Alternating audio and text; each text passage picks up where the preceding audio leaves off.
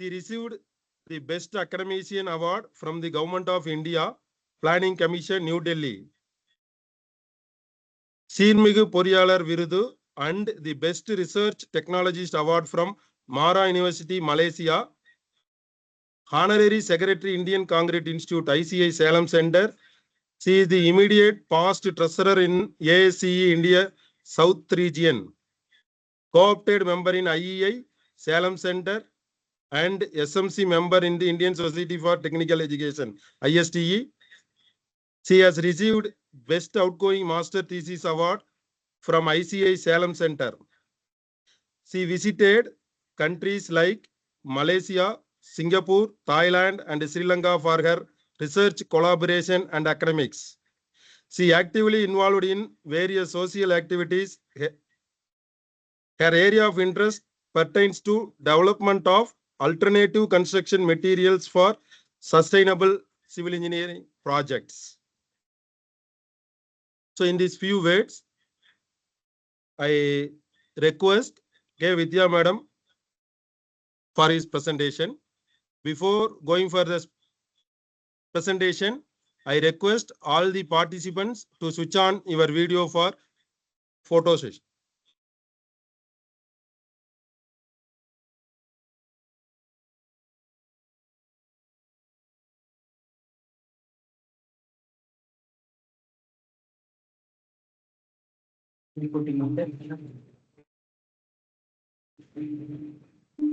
Madam? Yes, sir. I switch on my video. Video, madam, and you will close your PPT, madam. Okay. Yes, madam.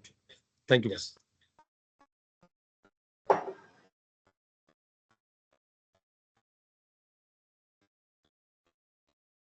I request all the participants to switch on your video.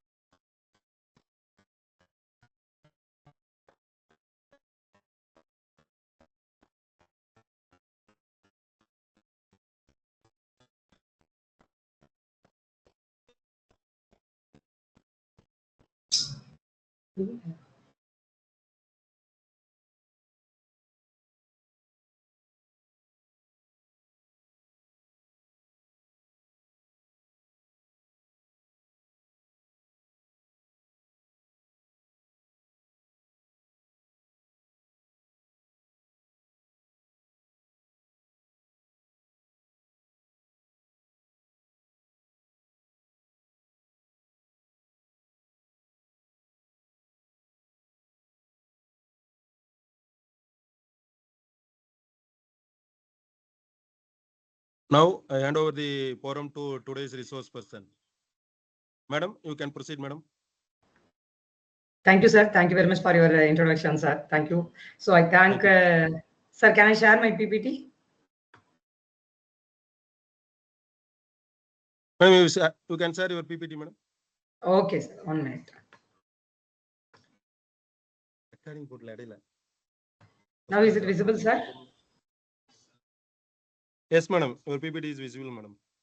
Thank you, sir. So first of all, I thank the K.S.R. College of Technology Management and the principal, sir, and head of the department of Civil Engineering Department, and Ramesh, sir. So giving the opportunity to me to taking the part of this great Atal faculty development program on the disaster risk mitigation analysis and management analysis and mitigation. So thank you very much, Ramesh, sir, and management and principal of this K.S.R. College of Technology. So today I am taking part for this FDP is the early warning system and preparedness. So I thank the KSR can choose on the right topic in the right time for the current scenarios. So we are all civil engineering faculties or engineers or students. So what is the role of our civil engineer? Not only creating the structures, we are also make it as a desirable structure during the disaster time. So from this note, I start my presentation. So we recently faced a massive landslide at Wayanad, Kerala, and Tamil Nadu at the place of Tiruvannamalai. Then a lot of fires disaster can occur in USA and Australia. Then floods occurred in flood and earthquake are occurred frequently throughout the world. So I appreciate the team to chosen for this disaster risk management analysis and how can we mitigate the problems.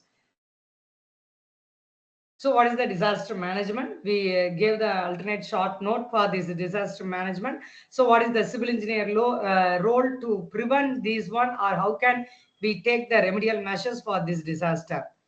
So what is the disaster? This is a sudden and catastrophic event causes the widespread damage, losses of life and disruption of communities and societies. So we split up the disaster in three categories. One is the natural disaster, another one is a man-made disaster, the next one is a biological disaster. So in natural disaster, we know very well on the landslide, earthquakes and tsunamis, floods, etc. Then man-made disaster, it may be occurred due to this transportation accidents and cyber attacks and terrorist attacks and industrial accidents also. These are all taking part for the man-made disaster. Then move on to the biological. So this biological disaster is pandemic time or epidemic times. So these are the major three types of the disaster occurred in our world. Then what are the agencies for forecasting the disasters? So like we are taking for the tsunami, the agency for the forecasting are taking part the department for giving the preventive action or awareness to all the people is the Indian National Center for the Ozonic Information System. Then next we are move on to the flood hazards. The Central Water Commission can taking part to agency for the forecasting for this disaster. Then earthquake, it can be depends on the Indian Meteorological Department. Then final one is the cyclone. It can be depends on the Indian Meteorological Department. So these are all the agencies forecasting for the below mentioned hazards due to the natural disaster.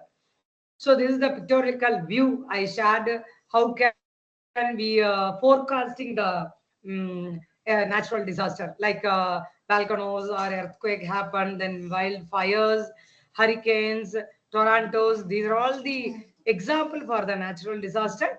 This left side third point is giving the forecasting system to identify this disaster. So this is the I take the one example for the national disaster infographics. For example, we can take for two tsunamis. It mainly 80% of the tsunami can happen at the Pacific Ocean. Then similarly for wildfires, the 90% of the wildfires causing human caused. Then for example, we are taking for the earthquake, 5 lakhs of earthquake happen each year. So this is for happen causes for the 100 of them causes for the damages. So these are the examples I share the natural disaster infographics. So how can we mitigate the disaster? So what is the disaster mitigation? So it is refers to the action taken to reduce the impact of the disaster. So either on the communities and the environmental. So this is the disaster mitigation to be taken the action to reduce the impact of the disaster. Example, we are using for the building codes and zoning regulation. In our India, we are having the 4 zones. So based on the codes, definitely we must build our structure, any kind of the structure by using the seismic codes. Then we are taking the flood control measures, then emergency preparedness plans. So these are all disaster mitigation we need to take. Or we give the awareness to the people also. We are taking the example. Then choosing the materials and very important, the skilled labor to use for the workmanship for disaster mitigation for the few examples. Then we move on to the importance. So what is the importance of the disaster mitigation? We well known once the disaster may occur, definitely it may be affect our building and as well as the human life. So by importance, we can reduce the loss of the life and injuries of the people. Then we can minimize the economic damages in the infrastructure level or building level or any structural component. So we are taking part to protect the infrastructure. We provide the very good design and also environmental. So last one, enhance the community resilience. These are all the importance of the disaster mitigations. So in my topic, I now enter the my topic, that is the early warming system. So what is the early warming system? So I know all of you know about the early warning system, EWS. So it is a set of procedures and technologies available to design, to detect and monitor the hazards and communicate the potential hazards before they occur to the people and organization to take preventive action. So this is the early warning system. Once it occurred, no one to take, no one, so we may face the problems. So before that, we definitely go for the early warning system. So that early warning system is a set up the procedure can technologies are available. It may be designed to detect and monitor, and it may be communicate before the hazards can occur. So it may be communicate to the people and organization to take the preventive measures. So this is the early warning system. I am move on to my topic. So previously we discussed what are the disaster is available, natural in the natural and man-made, biological. So how can we prevent this one? That is a early warning system. I am taking the session of this. So it helps to mitigate by providing the timely and actionable information to the governments and as well as the communities and the people and the individuals. So like that, the various hazards like natural and industrial accidents and pandemics that related to health crisis. So last 2019, that COVID is one of the best example for the health crisis. That is a pandemic effect. Lot of people is affected in this COVID-19. This is a good example.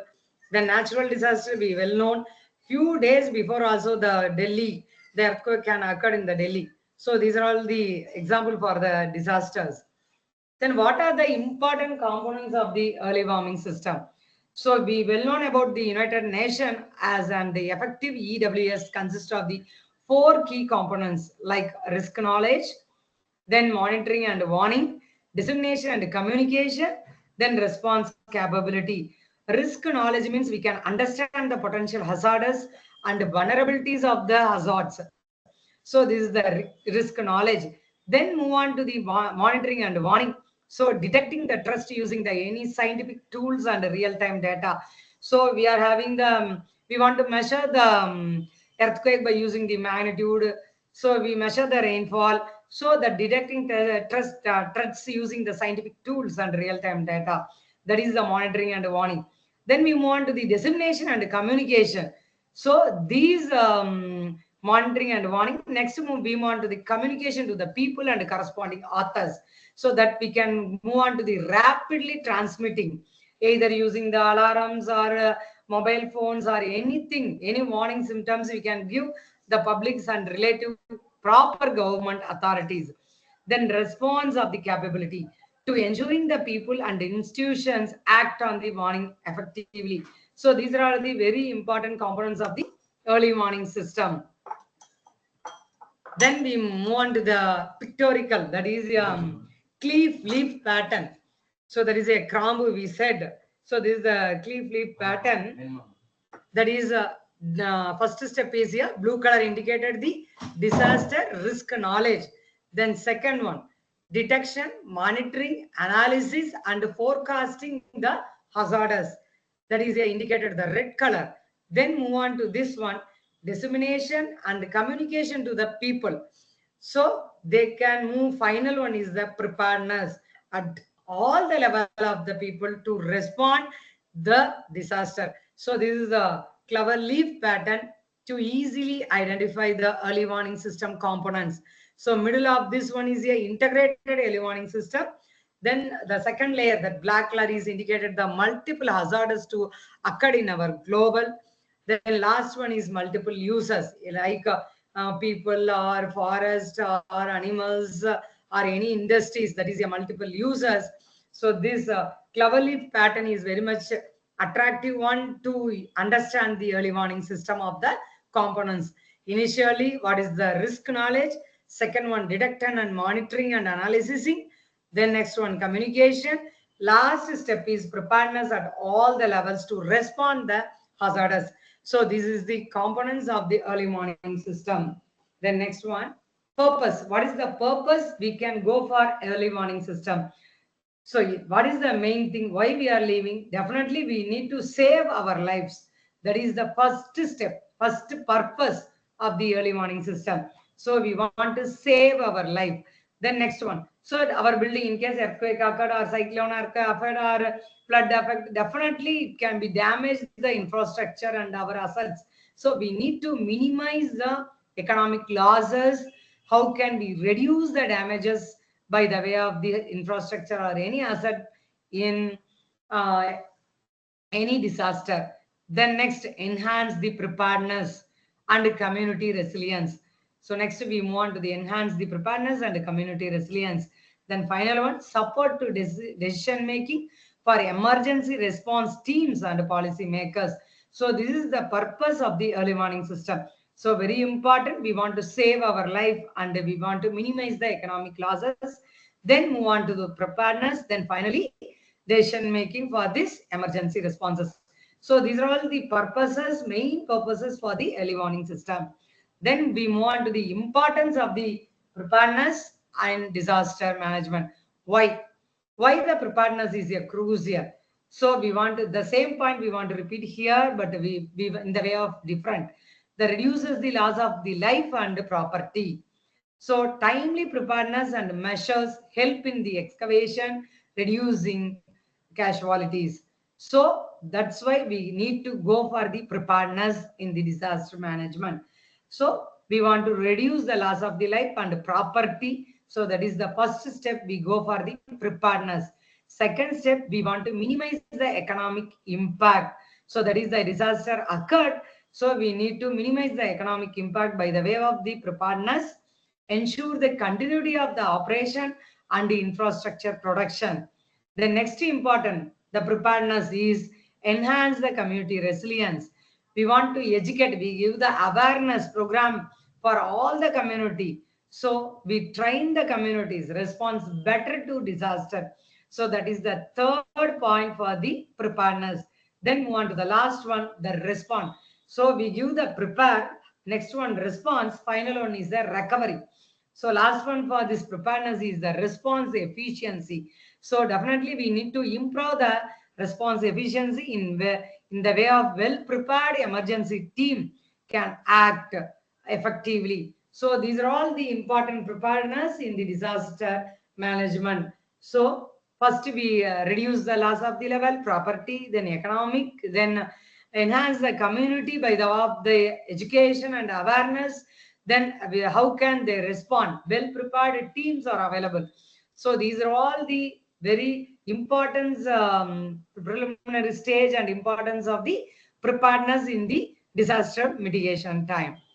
Then what are the key components? The same risk assessment, detection, early detection and monitoring, then communication system, response, public awareness and education. These are all the important key components of the disaster preparedness. So risk assessment, we are going for the understanding the hazards and any vulnerabilities happened due to this disaster. That is the risk assessment. Next one is the early detection and monitoring. So using lot of technology, AI tools are available, IoT is available. So lot of technology is available to early detection and monitoring the disaster. So like satellites, through satellite or seismic sensors, weather models, these are all available to detect the disaster. The next one is the communication system. Either we are creating any awareness program or TV or radio or mobile networks or social media. So these are all the communication system for the disaster preparedness. Then response planning. So we already discussed in the last slide. We can develop for the good emergency team. We can go for emergency action plan at community and government levels. Then finally, we give the public awareness and the education. So conducting drills, training programs, awareness campaigns for the institution, industry, schools, or public people. How can we avoid, not avoid, how can we solve this disaster? How can we save our life? So we want to conduct a lot of training programs, our awareness campaigns for preparedness for this disaster. So these are all the key components of the disaster preparedness. So this is the one example we can choose for the early warning system. that is we take for the flood. So in our sequence, we well known. First one is a risk knowledge. Next one is a monitoring and warning. Then next one is a dissemination and communication. Final one, how can we respond the capability? So this is the sequence of the early warning system. We are taking the flood occurred in any place. The first one, risk knowledge, means we can go for hazards, then element of the risk, then vulnerabilities. So this vertical is one risk knowledge for the flood. Then next one is the monitoring and warning. So in case of flood means we can measure the rainfall.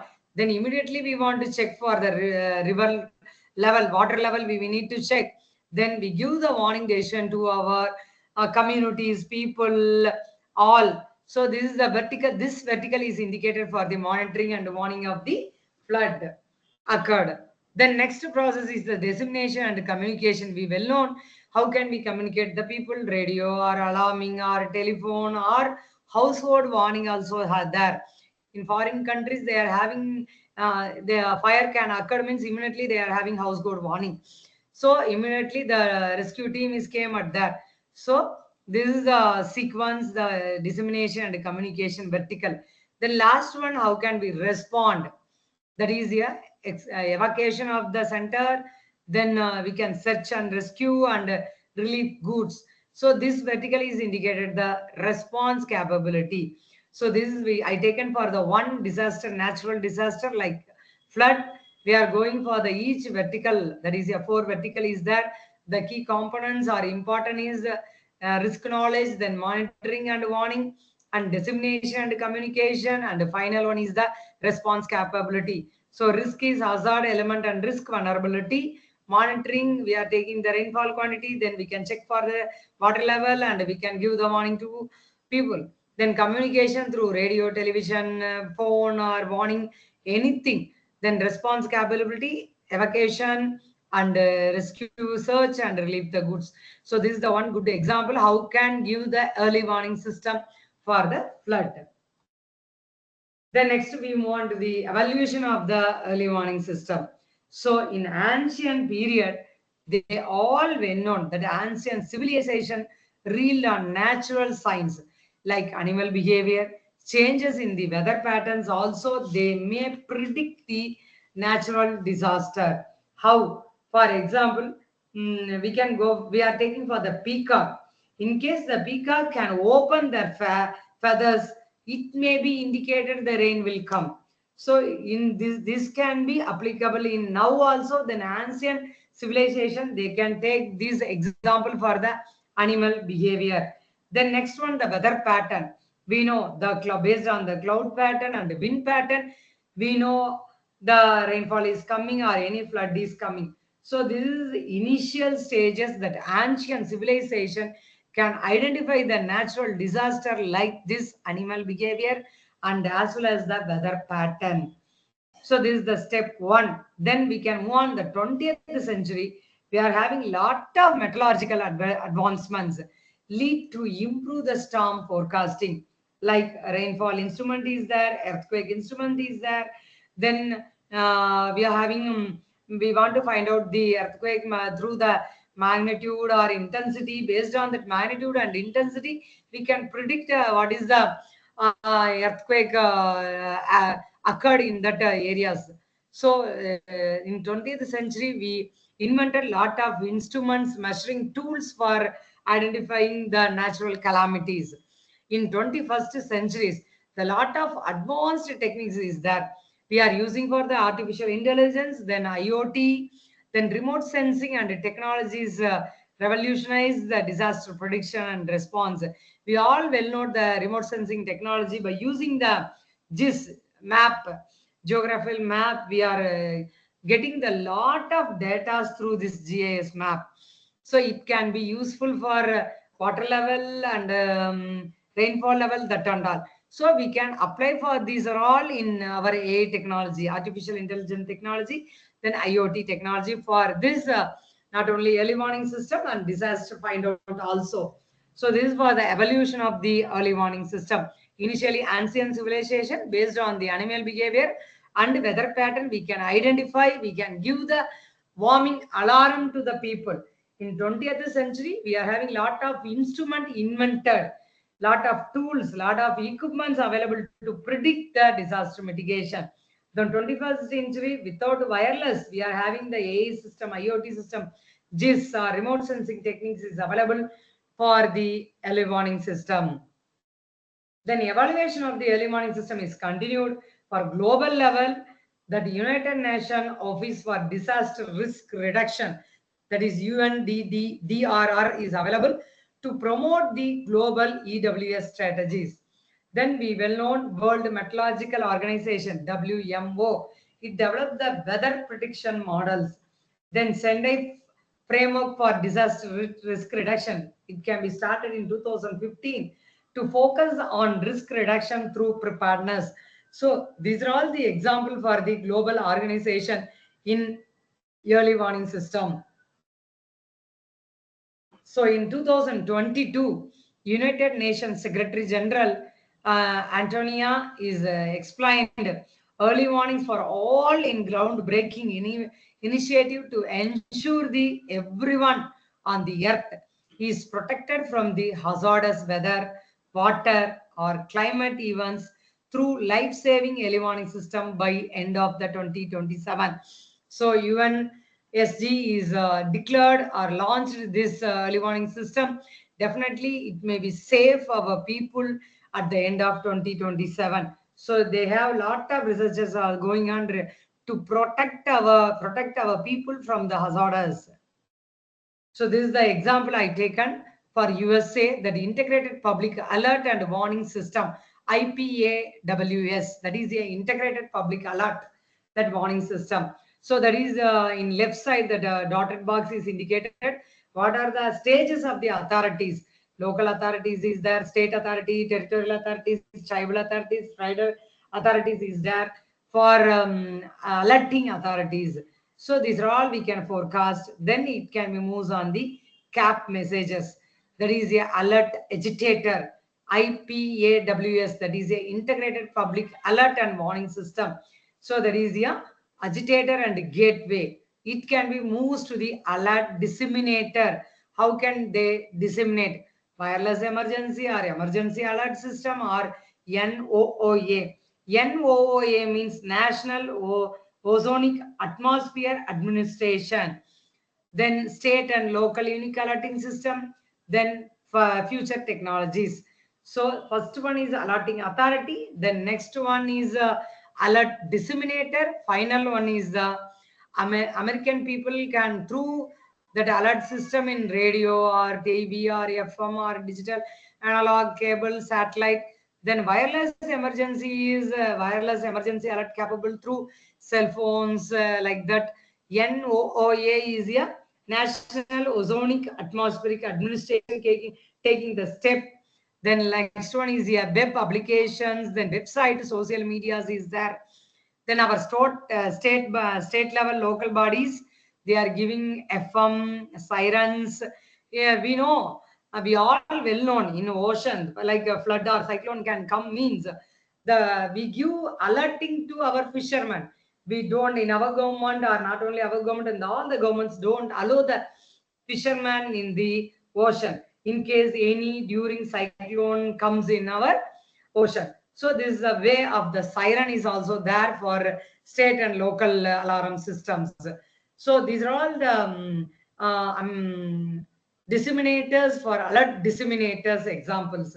So this is the integrated public alert warning system is authorities based on the authority level.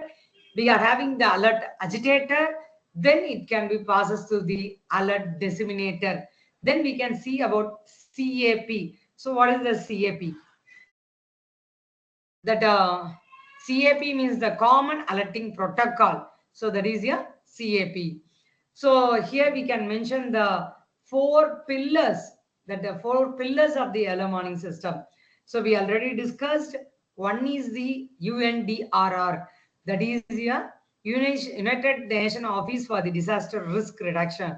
UNDRR, this is the one of the main pillar, so to detect the risk knowledge and management of the disaster. Then next one is the World Meteorological Organization. it can be detect and observe and monitor and analysis forecasting of the world meteorological.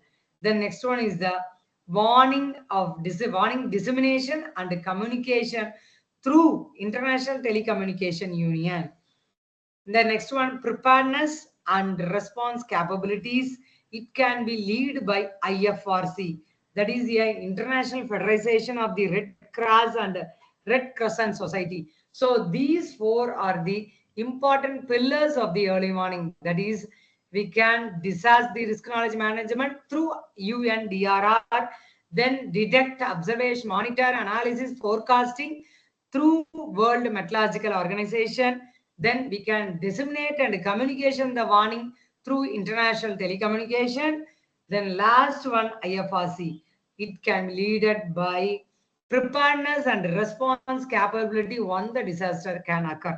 So these are all the four pillars of the early warning system.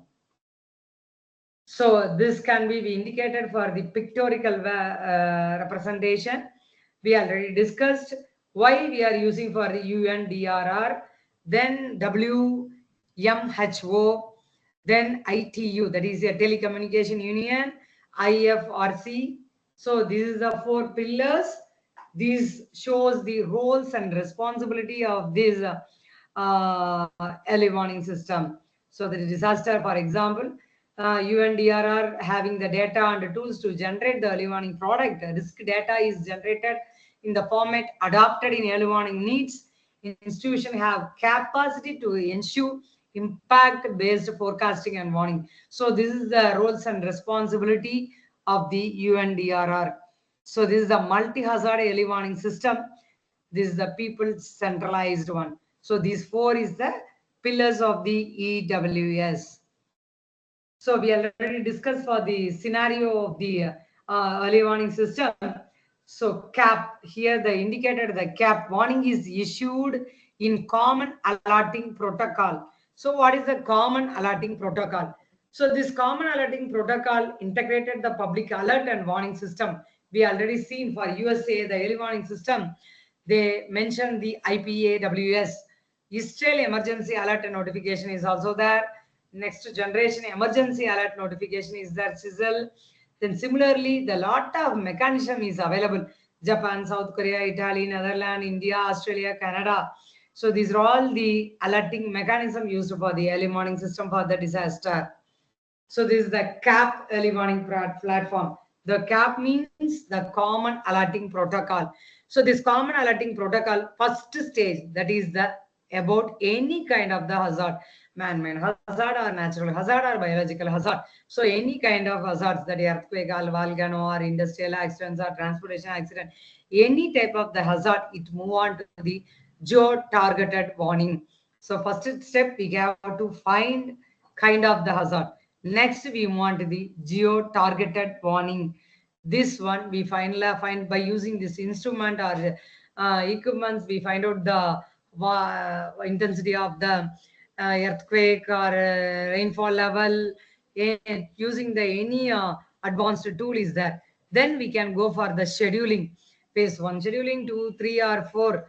Then future also. Finally, we give the awareness overall over to any or all media through television, radio, cell phones, internet, by using the phone or signage or alarming units. So this we conveyed to the people. Then next one, support the images, audio and video. Then it can be ensure reaches to the people. Then secure the system, then multilingual, all the languages we transmitted the awareness to the people. So these are all we saved the data. Then finally it may be transmitted to ITU, telecommunication unit. So this is the CAP, common alarm protocol platform. So this is the sequence we used for CAP, that is a nature of the hazards, geo-targeted, scheduling the hazards, then passes through the people, then ensure the people secured, give the all languages for the protection, then we want to store the database, then communication. So this is the CAP sequence system. Then we can go for the preparedness for the early warning system. So the community preparedness is the ability of the community to prepare and respond and recover from the disaster. So this is three steps we need to take for the preparedness. First one is prepare, we avoid, or in occurred, how can we want to prepare, then respond, how we respond, then last one is recover from the disaster. So how is the community preparedness is achieved? First one is the planning, next one is the training, next one is the early warming, then we need to communication, then collaboration, we work together, then empowerment. So these, by this way only, the community preparedness definitely achieve after the disaster occur. So we need to plan. We need to create the plan for what we want to do, where we to go in case of the disaster occur. So initial stage, that planning is very important. Next one is the training. We hold the trains, we train the community members how to respond the disaster. So this is the second step for the preparedness of the community.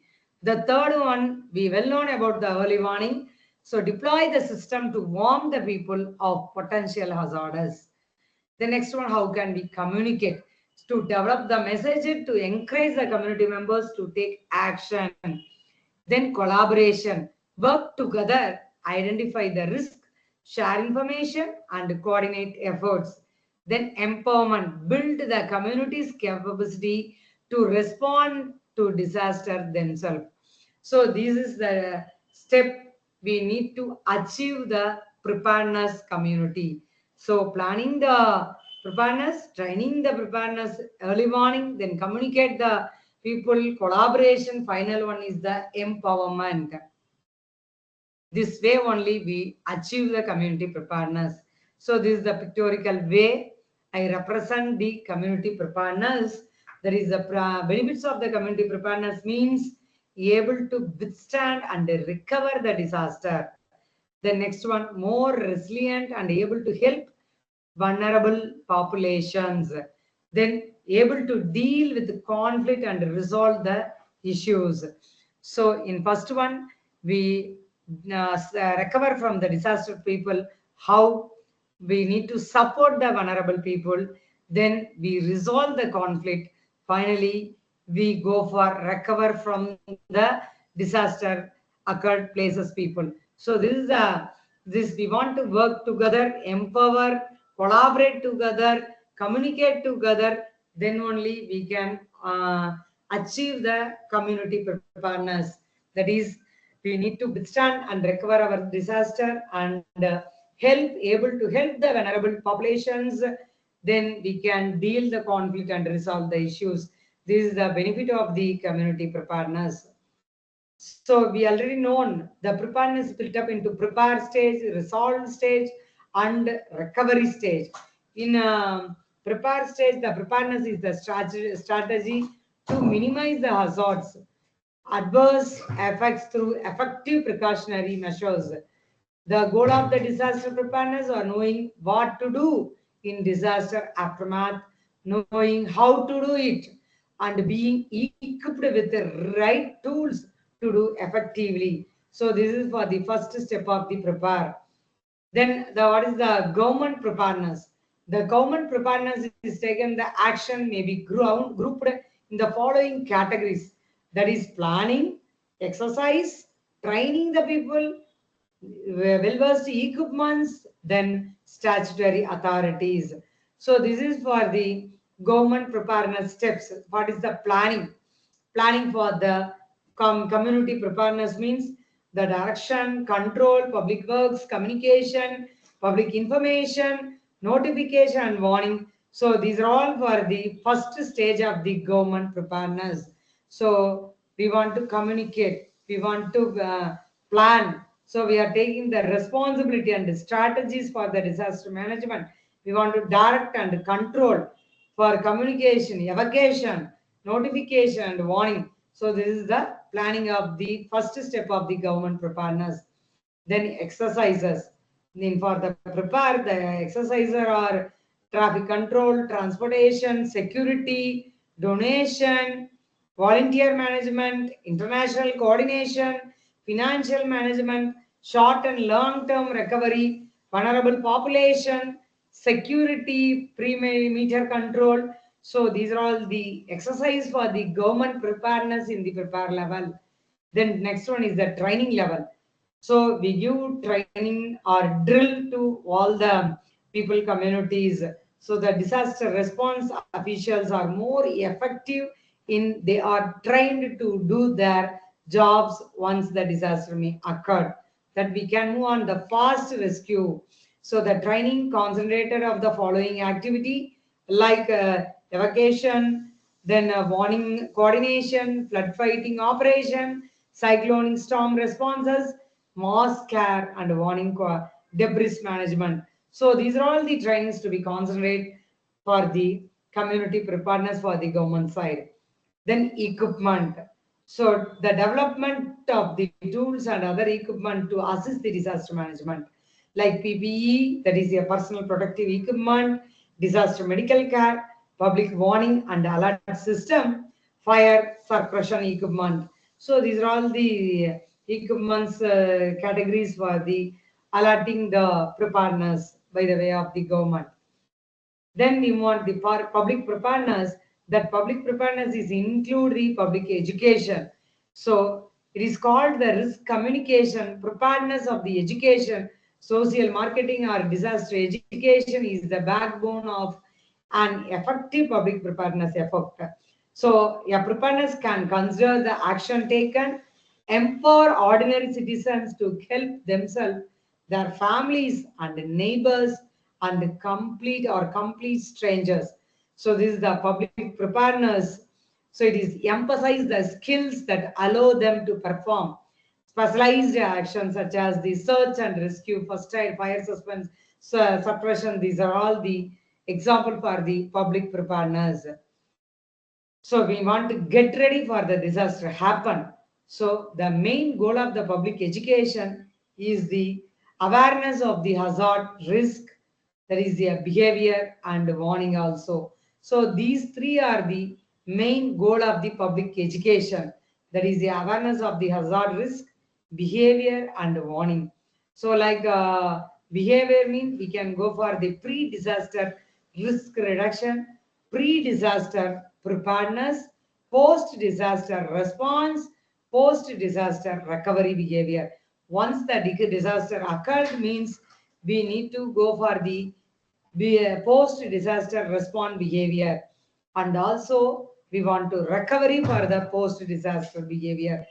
Before, once the disaster occur means pre-disaster preparedness we want to take it out, then pre-disaster risk reduction behavior also we want to take it down. Then awareness. How can we give? We already gave the lot of awareness through education, through awareness program, language, literacy, cultural, poverty, class structures. In ACT, in ACT gave the disaster management in UG and as well as the PG subjects also. So the disaster management ACT prescribed in the model curriculum. Now all the institutions, all the students got the awareness for the disaster management and mitigations. So this is the one kind of the awareness gave from the AACTE. So like this, we can go for the prepare awareness of the public education. Then what is the steps to prepare? So we want to be ready at home, be ready at work, know your communities, learn about the agencies and what are their roles and responsibility for the agencies, find the mitigation funding and conduct a risk assessment, inform your plan with the statistics, plan for all the type of the risk, understand community of operation, that is COOP, that is a continuity of operations. Then research NGOs. These are all the steps to prepare the preparedness of the community. Then second point is response. Then last one is the recovery. So first we can decide, before that we can go for the pre-preparedness. Then after disaster occurred, we move on to the response, that is a post disaster. The last one is a post recovery. So what is the response? Taking action during immediately after a disaster occurred to protect the lives of the people and as well as the property. We can take the example like include the rescue and medical aid and emergency shelters. So the disaster management response in the first stage of the action taken after disaster occurs is imminent. The goal of response is to save the life and reduce health impact and ensure the public safety. So this is the main aim of the post response of the disaster. So what is the activities to be taken for the response? That is the evacuation, moving the people to safer areas. That is the first activity of the response. Then search and rescue, finding and helping the people who are lost and injured. We initially I told that great loss happened in Wayanad, Kerala. So a lot of people have helped them. Then now in our Tamil Nadu, the Tiruvannamalai landslide also. These are all the example for this finding the helping the people who are lost their life and injured and lost their places and their homes. Then we move on to the third activity is the emergency aid. So definitely immediate response to give the medical care, food, water. What are the basic needs of the people? They need food, shelter, and clothes. These are the basic needs of the people. So the medical care is the emergency aid for the response of the post disaster.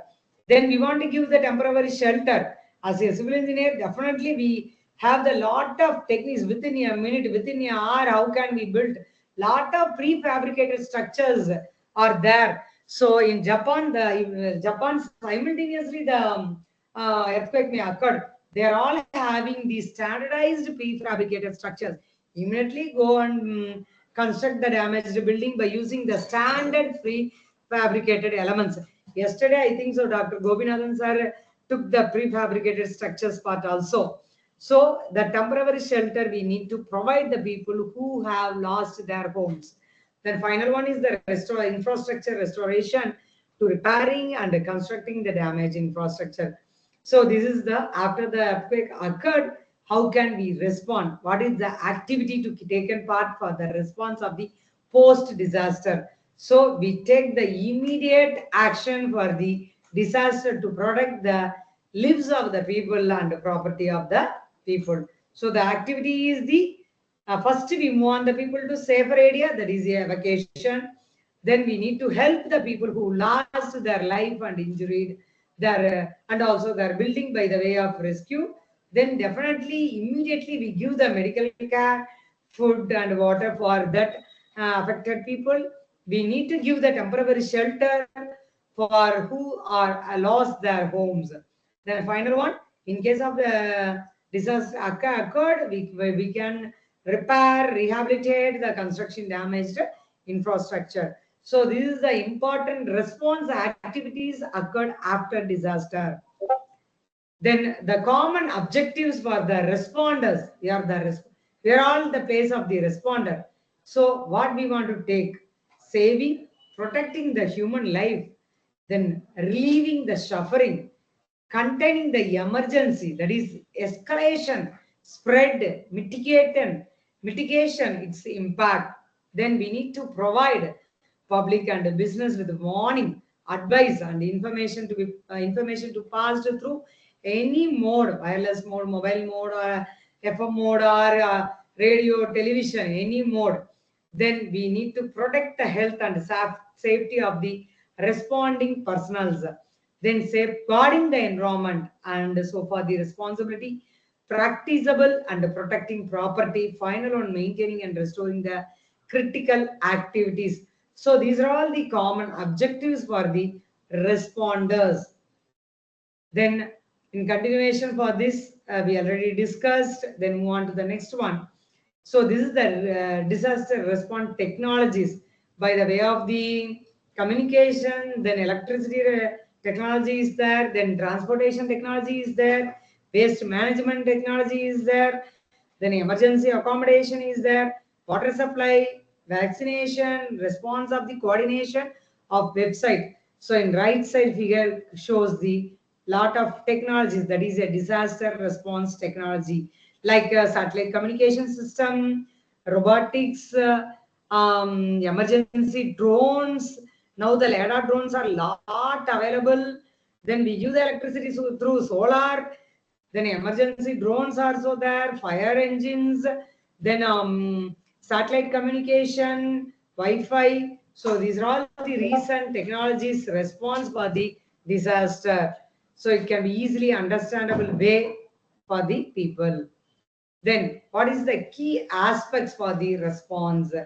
So there is a preparedness, resources, what is the resources availability, then community engagement and coordination between the agencies. So the preparedness planning means we are having developing the emergency response plans and protocol is there. We conducting regular disaster drills and training the programs for people, then team, the rescue team, then ensuring the quick deployment of the emergency services. Then we can move on the resources availability. That is for the main thing is food, water, medical kit, shelter. That is the emergency suppliers is the this one. Then we want to ensure the availability of the rescue equipment. Then evacuation of the transport for the affected, injured people of the disaster. Then we can establishing the emergency response teams in local level, state level, and national level. So these are all the resources availability for the response capability.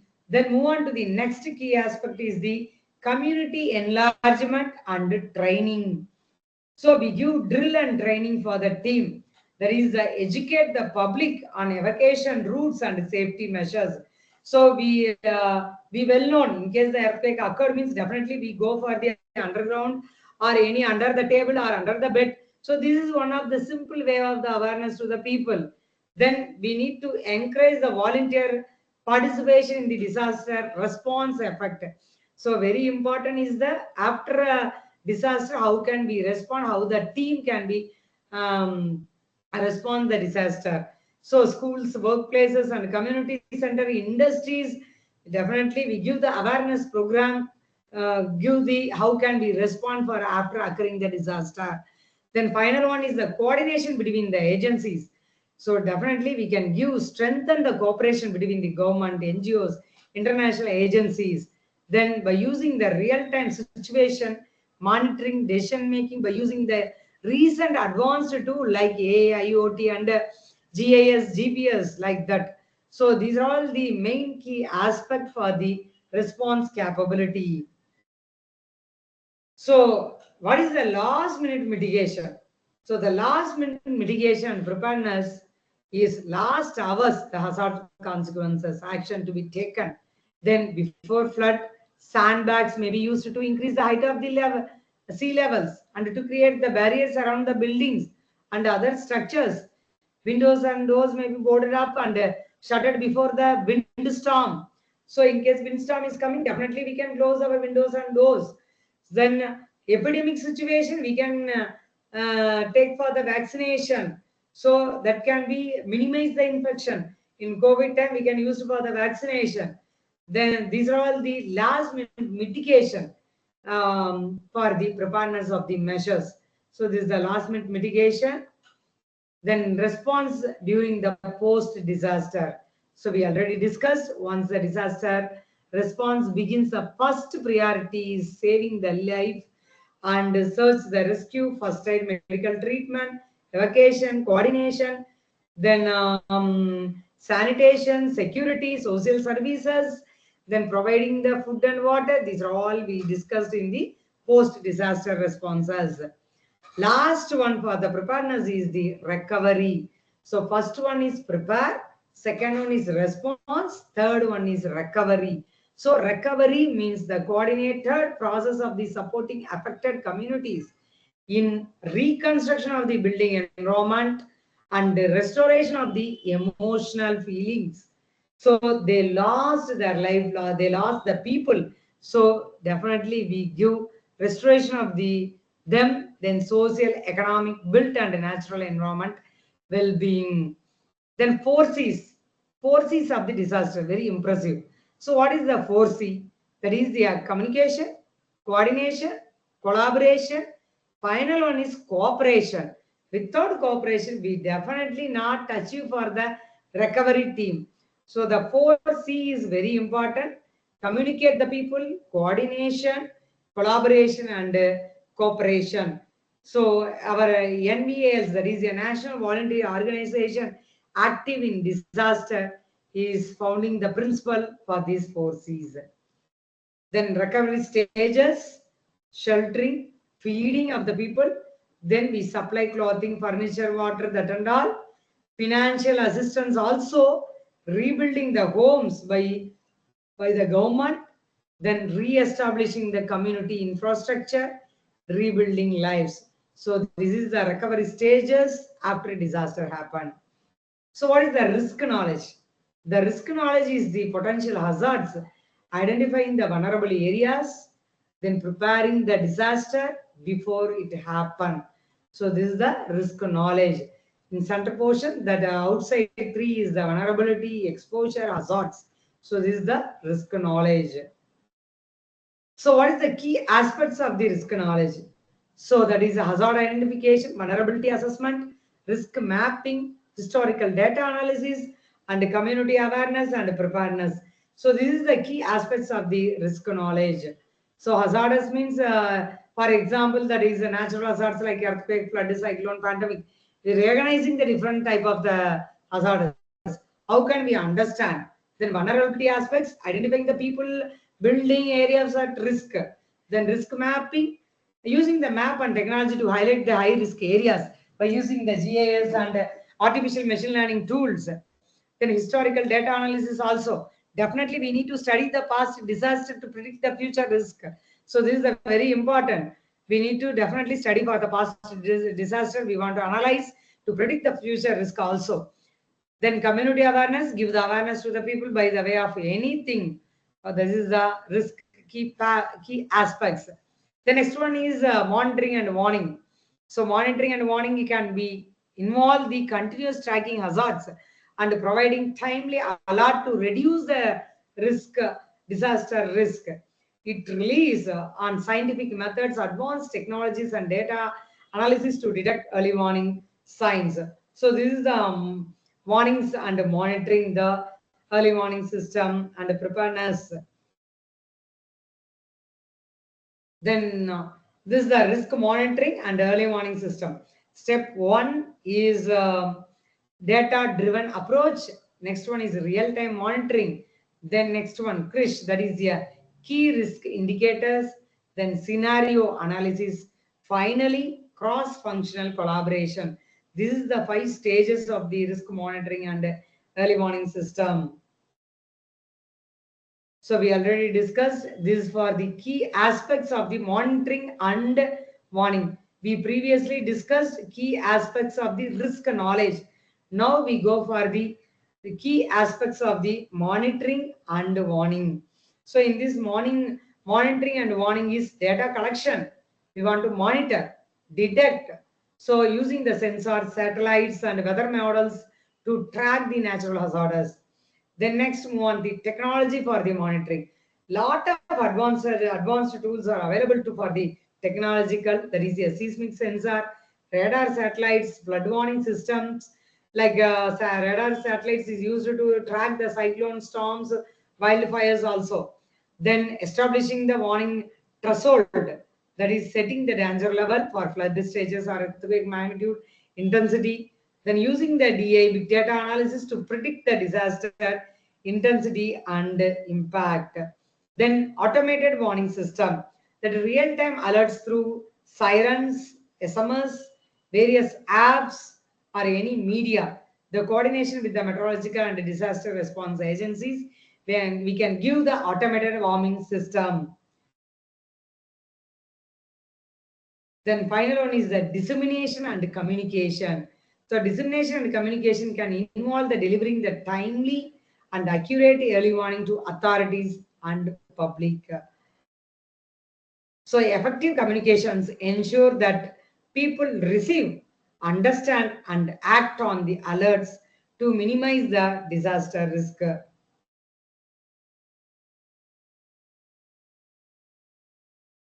So this is a pictorial representation what we discussed. First step, hazards, any kind of the hazards, natural or man-made hazards.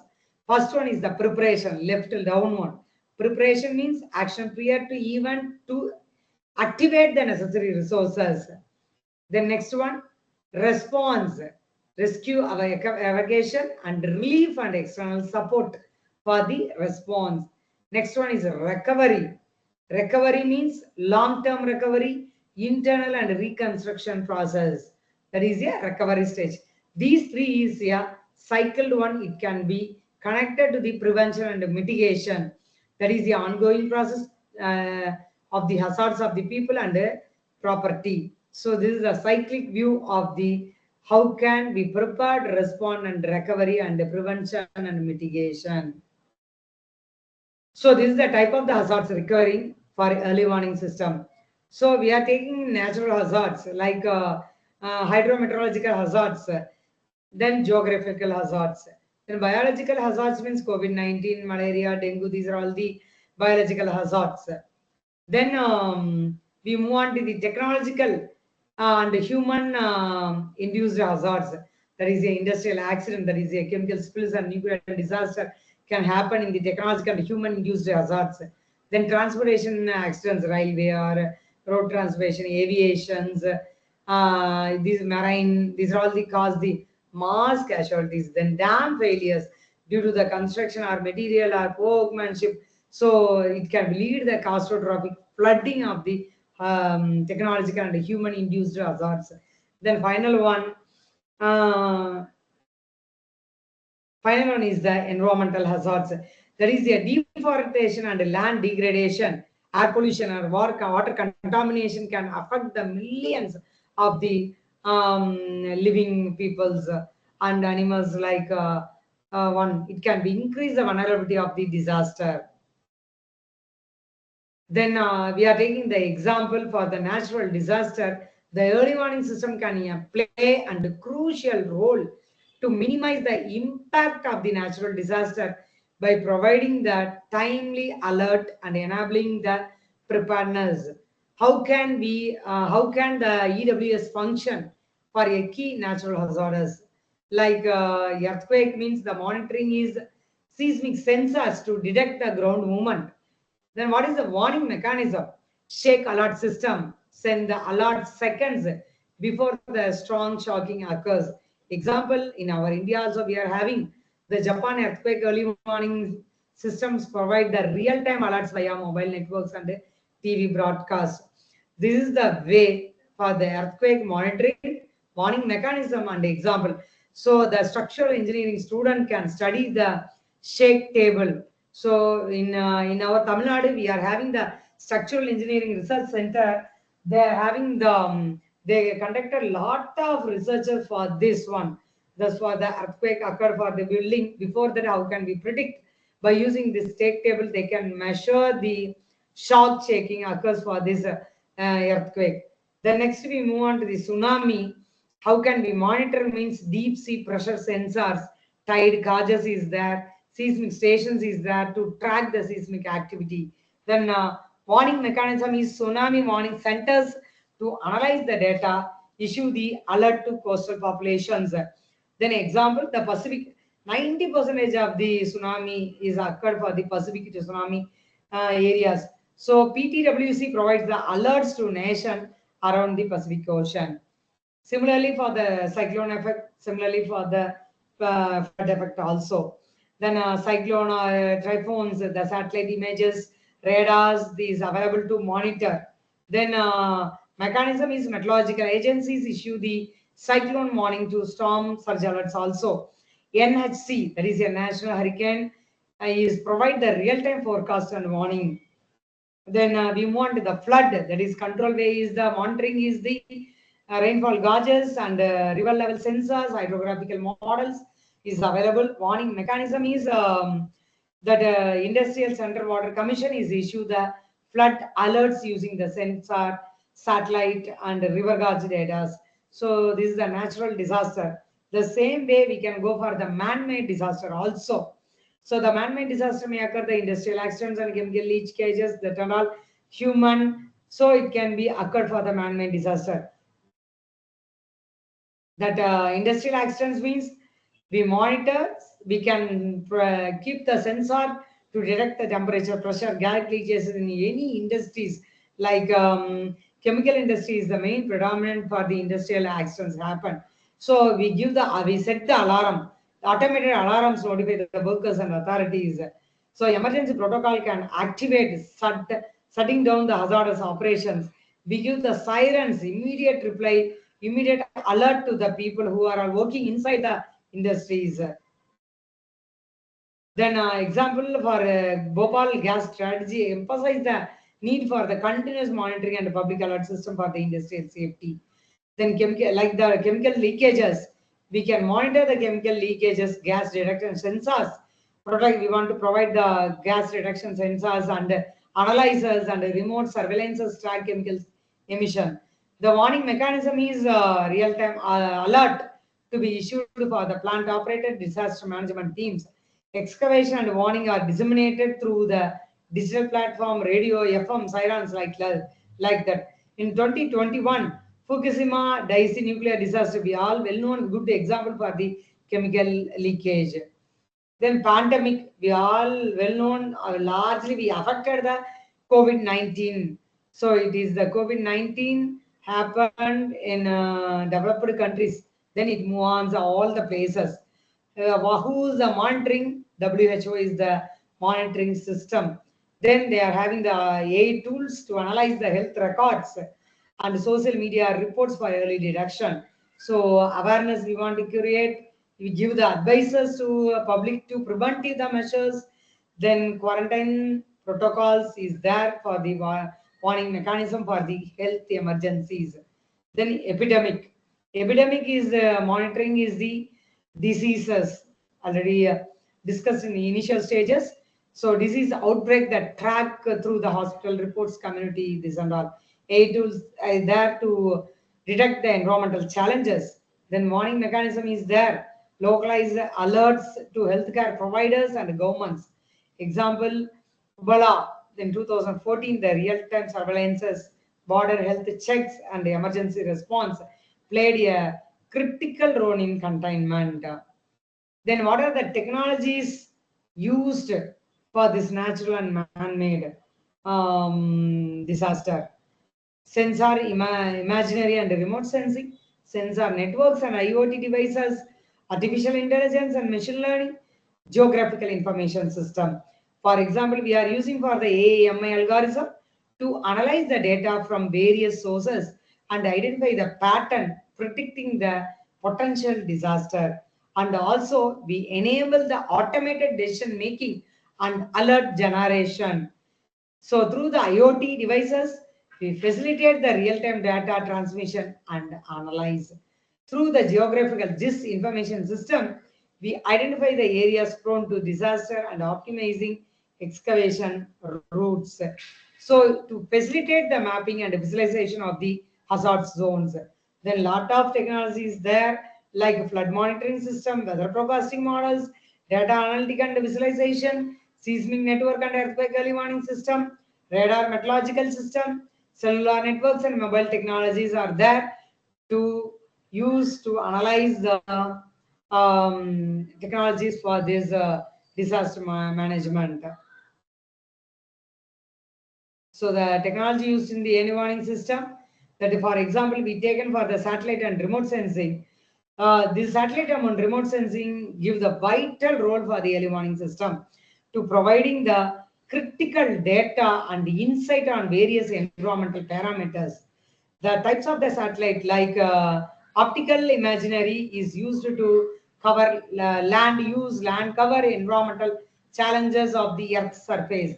Radar emergency is used for the sea state, weather pattern, Then infrared emergency is used for the wild fires and heat waves and volcanic eruptions. For this satellite and remote sensing, for the three different kind of disaster like earthquake and cyclone and fire.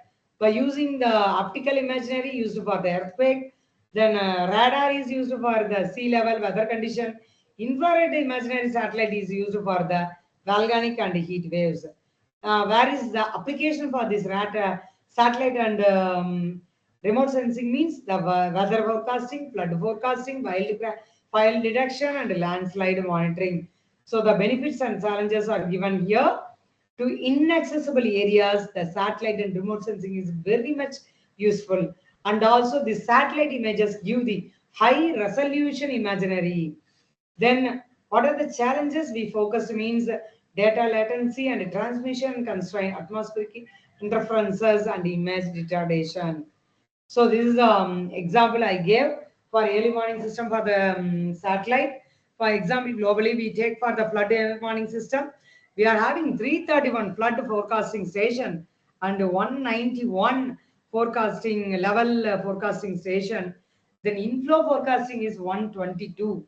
Then cyclone we take down 7 cyclone warning centers is there, 4 cyclone warning center CW is there. Area cyclone warning center 3 is that. This is the example for early warning system for through satellite. Then IoT and AI disaster prediction. So the revolutionized disaster prediction management through the IoT. So that is a sensor network is there, real-time data is there, remote monitoring is there. Through the disaster prone areas, reducing the need of the physical presence, we can go for the remote monitoring. Real-time data, we can go for the IoT sensor. Temperature and humidity, we can go for the sensor networks. Then AI disaster prediction, AI algorithm analyze the data from various sources. This is the predictive analytics. And the pattern recognition means AI identifies the early detection of the disaster warning signs. Then insight to decision markers is the decision supported systems in IoT and AI tools. The application for the IoT and AI tools is earthquake, flood, wildfire, and landslide. These natural disaster, the IoT and AI disaster prediction is used to apply for these recent technologies. The next one is mobile internet-based alerts. So mobile internet-based alerts play a crucial role in disseminating the critical information during the emergencies and disaster. So various types of the alert is there. That is a SMS alert, mobile app alert, email alert, social media alert. Like for example, we can go for the Twitter, Facebook. It can be used to disseminate critical information and updates during emergency. Email, the email alert are sent the subscribe providing the detailed information and updates the emergency situation. Mobile app, it gives the push notification to your users providing the real-time updates and instruction. Then SMS, that is a short message services to send the mobile devices providing critical information and instruction. So this is the mobile internet-based alerts. The benefits of this is we know timely dissemination, wide reach of the people, personalization, multilingual support. These are the benefits what we use for the in the benefits of the mobile and internet-based alerts. Timely dissemination, wide reach, that large audience and including those are remote or hard to reach areas. So these are the benefits. So this is the early warning system in the civil engineering. We are taking the case study, that is a health monitoring for the bridges. This is the case one.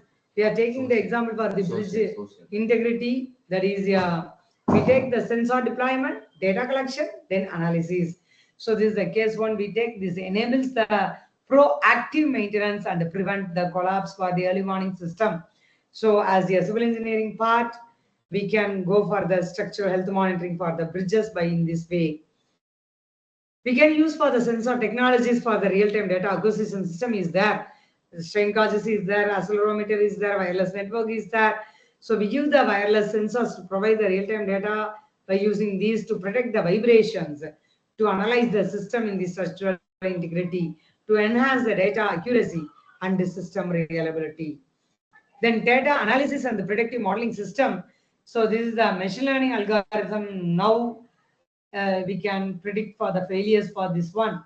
So statistical models to access the structural integrity, enhance the decision making and maintenance the planning, data collection, data processing, predictive the modeling. Then case study 2, we take the flood early warning system for the urban areas. So it poses the significant risk. Early warning systems are essential.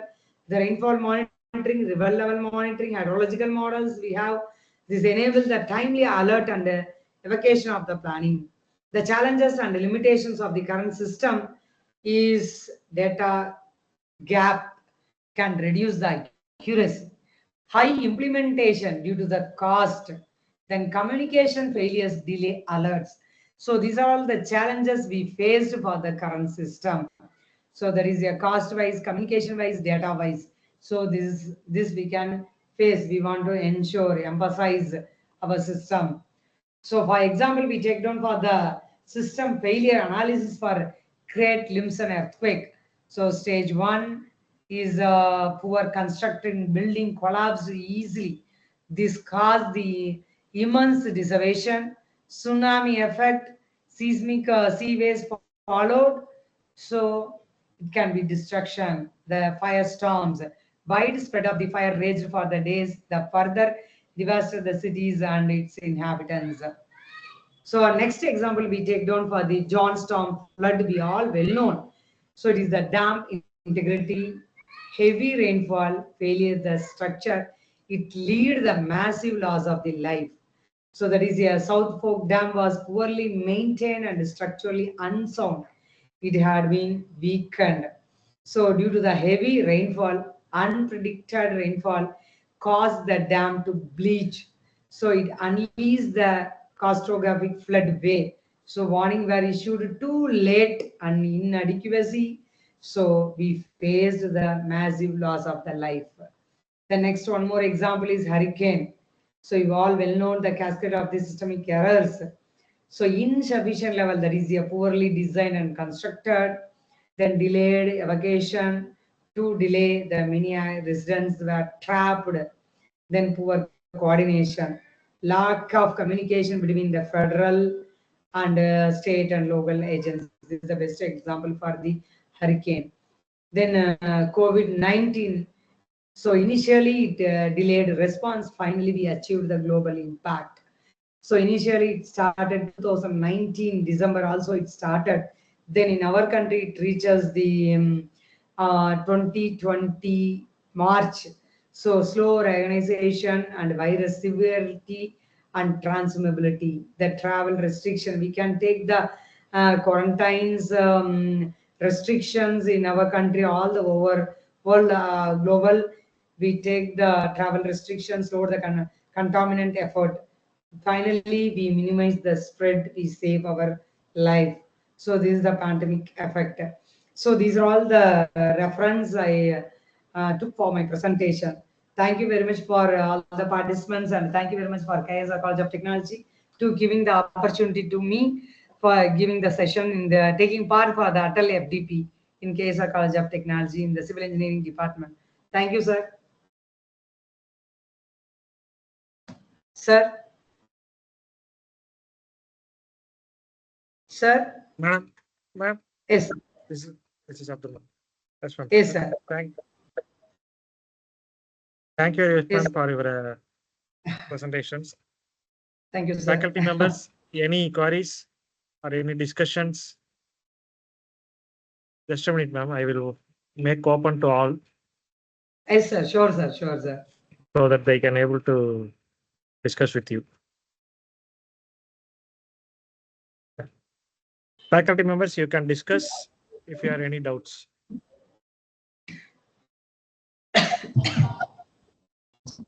Hello, ma'am. Ma'am, good evening, ma'am. Good evening, sir. Mohan from Machine Engineering College, ma'am. Yes. The present is very nice, ma'am. Some having the Thank you. clarification, ma'am. Shall I ask Yes, sir. questions, Yes. ma'am? Sure, sir. Sure, sir. Techniques to use to measure the damage of in building, ma'am. And which was affected the flood, ma'am? What are the methods? What are the techniques and methods used to measure the damaged or building or any affected by the flood? Is it correct, sir? Yes, ma'am. Yes, ma'am. Yes, sir. So we are having lot of non-destructive techniques is available, sir. We are having the ultrasonic pulse velocity and rebound hammer test and ground penetrating radar test is available. Then infrared thermography tester is available. Crack monitor sensors is available to to detect the techniques for damaged buildings, sir. In our department also having taking part for the non-destructive testing in various buildings, sir. So I think so I answered your question, sir. Okay, ma'am. Thank you, ma'am. Thank you so much, ma'am. Thank you. Thank you, sir. Thank you. Thank you. Hello, madam. Yes, sir. This is from Prabhu from K.S.Rangasamy. Basically, I am in safety department. Our session is very useful, madam. Thank you. Thank you, sir. Easily understood what are the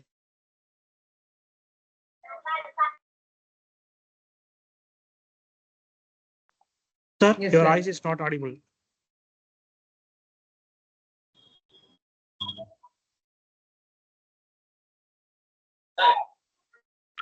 Faculties, do you have any more queries? Madam, good evening, madam. Yes, sir. Madam, one request, madam, can you share this particular information to all faculty, like a PPT or any other thing, sharing of this particular information? Definitely, sir. With the help of our team of KS, sir, I shared this my PPT to all the participants, sir. Sure, sir. I will share, sir. I will Thank you, share, madam. sir. Madam? Thank you, sir. Thank you very much, sir. Is it useful information for me, madam? Thank you so much to you. Thank you, sir. Thank you very much, sir. Thank you, madam. Thank you, madam. Yes, sir. Yes, sir. Please, sir. Ma'am, good evening, ma'am. Good evening, Pa. Ma'am, I have one doubt, ma'am. I listened to Please. all your presentation. It was very good, ma'am. Ma'am, Pa. since we are civil engineers, we used to construct buildings in different zones, ma'am, like hilly regions, coastal regions, and all. And Yes. we are frequently encountering flood in many places in Tamil Nadu recently, ma'am. Are there any special techniques or any design criteria or anything to minimize the damage of buildings if it is affected with flood or something like that, ma'am? Yes, Pa. We are having the National Building Code that to approach to the sustainability. Then also we are having the retaining wall construction in hilly areas, that is 14458 is available. Then land site control IS code is available. So definitely we need to check all the codes before constructing the buildings in the landslide prone areas. So definitely we want to follow where we construct our building zone 2 area or zone 3, zone 4. Definitely we must follow the earthquake code also. So then we can follow NBC code also, Pa. Okay, ma'am. Thank you, ma'am. I got a clarity. Thank you, ma'am. Thank you, Pa. Ma'am, Yes, sir. ma'am, one more doubt, ma'am. Ma'am, for Yes, seismic sir. vulnerability of building, since you have said about these zones, various zones for the earthquake. So Yes, for sir. seismic vulnerability of building, can you mention the factors, ma'am, which play a key roles? Sir, we well known, we started our disaster management first taking part to the underground, that is the soil. So that is the main factor for the earthquakes, sir. The soil type and what the materials we used to construct our building. Definitely we need to check for the codal provisions for all the materials. Then we can check and we design our structures and also construction quality and quality checking also. The mitigation strategies can include the base isolations. We can provide the dampers and reinforced concrete, and definitely we must use for the seismic codes to mitigate the vulnerability of the building, sir. Okay, ma'am. Thank you. Thank you very much, ma'am. Thank you, sir. Thank you, sir. So if any clarification or Okay, can ma'am. we wind We Okay, sir. can wind up, ma'am.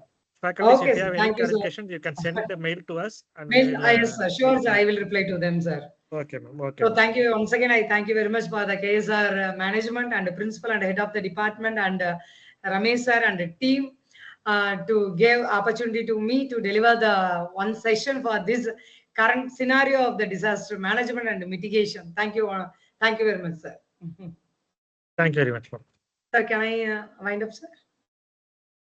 Yes, madam. Yes, madam. You can wind up. Yes, sir. Thank you, sir. Thank you for your presentation, madam. Thank you, sir. Thank you very much, Ramesh, sir. Dear participants, you wait for 2 minutes.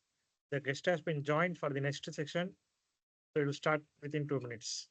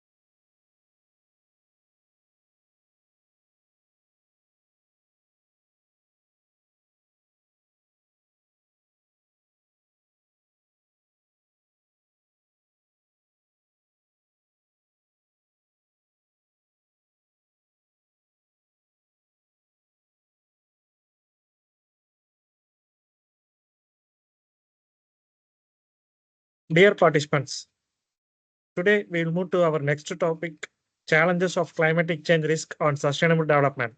Our expert is Mr. T.P. Aravind, operator of True Work Technical Laboratories, Erode. Am I audible to all?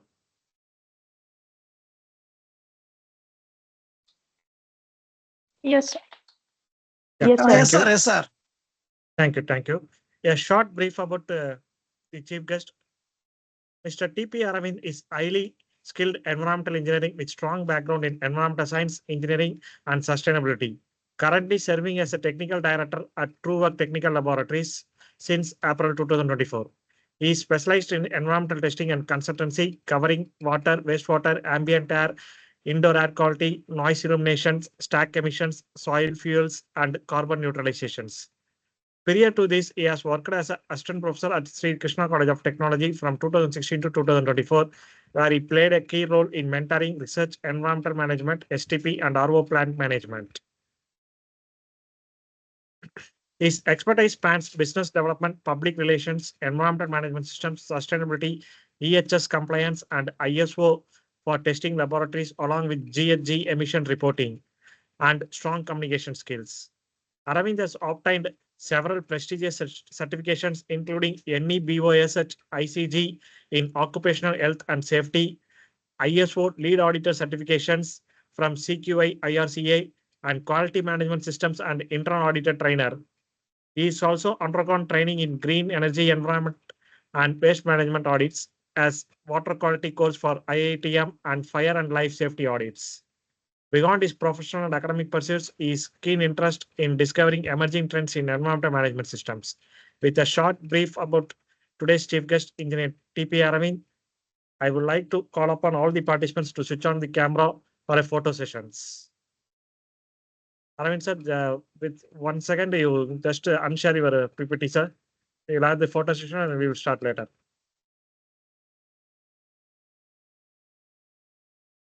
Just a minute, participants. I will enable your photos.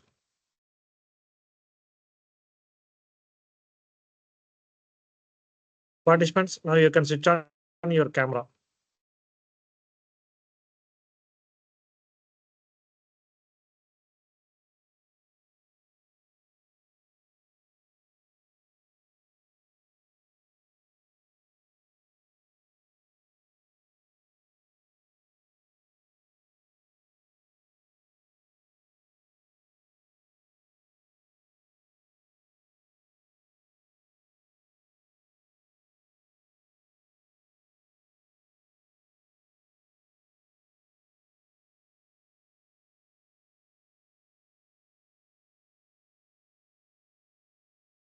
Aravind sir, have you switched on your camera? Aravind, Yes, am sir. I audible? Yeah. Yes, sir. Kindly switch. Yeah.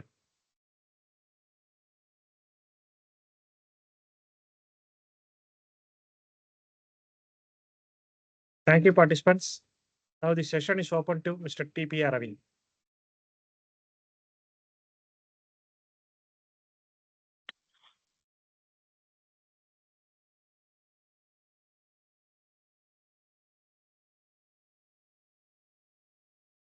Aravind, you can now share your slides. Yeah. Yes, sir.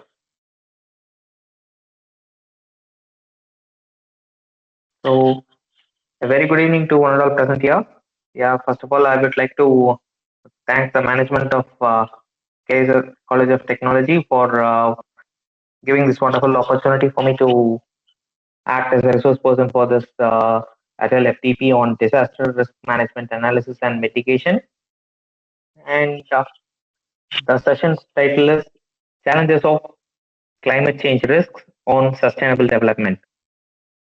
And yeah, so from this title, we can pretty clearly say that how climate change plays a role in the disaster management. Actually, all the people currently who are within this meet really know that the frequency of disaster comparatively is getting increased rather than the olden days. So why this is happening? Why this sudden change in the frequency of disaster has got increased? If you see, it is nothing but the effect of climate change. So that is the thing which plays a vital role here for the occurrence of disasters. That's why we are focusing on the challenges of climate change risk on sustainable development in this session.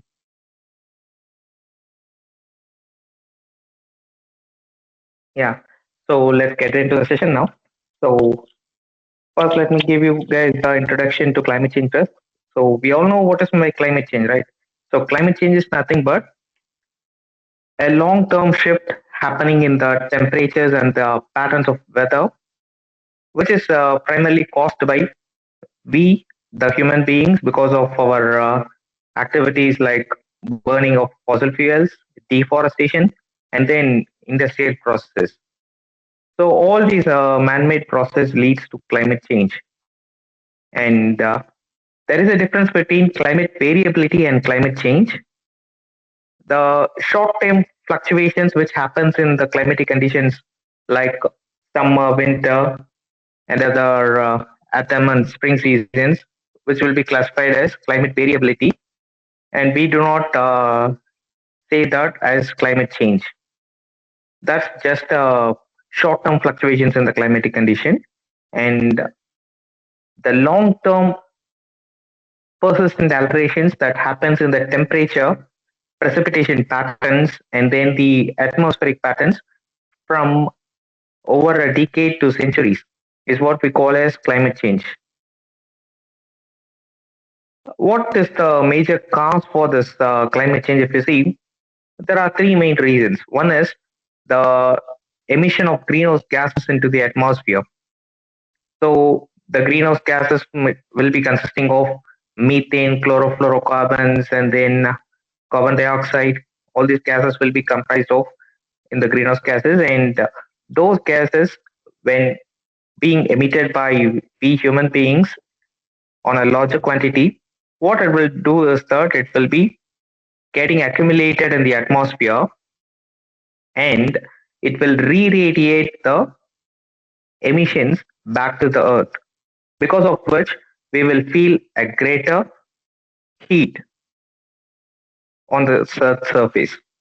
So this is what we call as greenhouse effect, and this greenhouse gases consecutively goes on increasing the temperature of our earth.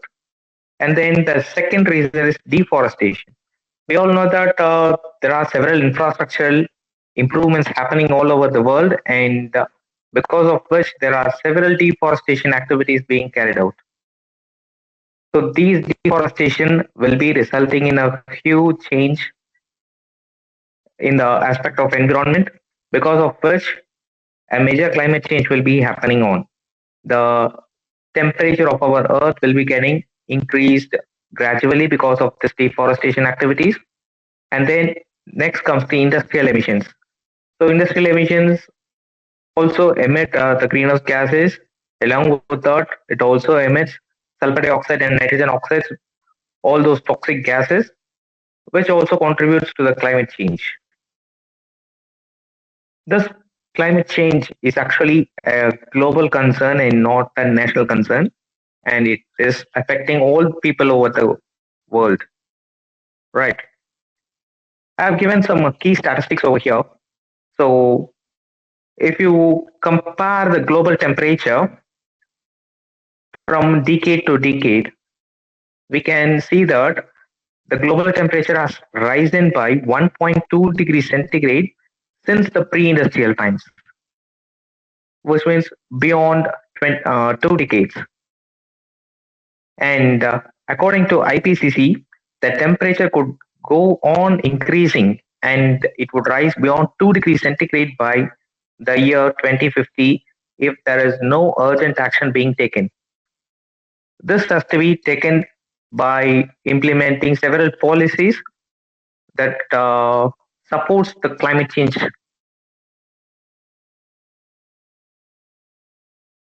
Yeah.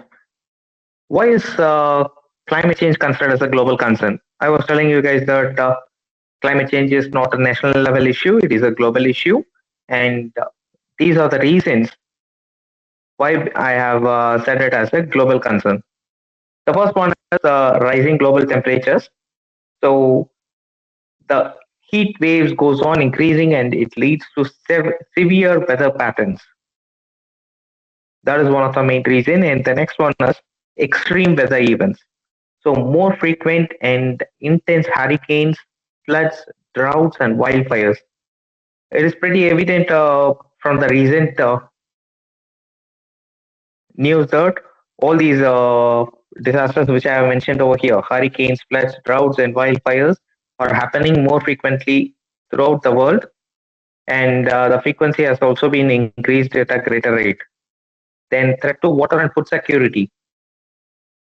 This climate change is imparting a greater threat to our main two things based on which our human survival is there. One is water and the other one is food. So the security to both this water and food gets affected, and it is creating a huge threat to these two resources.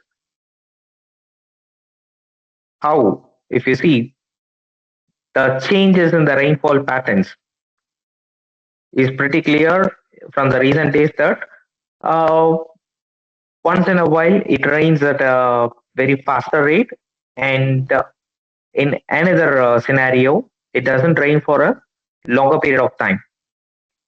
So this is mainly because of this climate change which is happening over day by day, and because of this change into the rainfall pattern, the agricultural productivity gets affected, and also it directly involves affecting the availability of water resource for our agricultural process as well as our consumption. Then comes the health impacts. There is a great increased prevalence of respiratory diseases, heat stress, and vector-borne illness.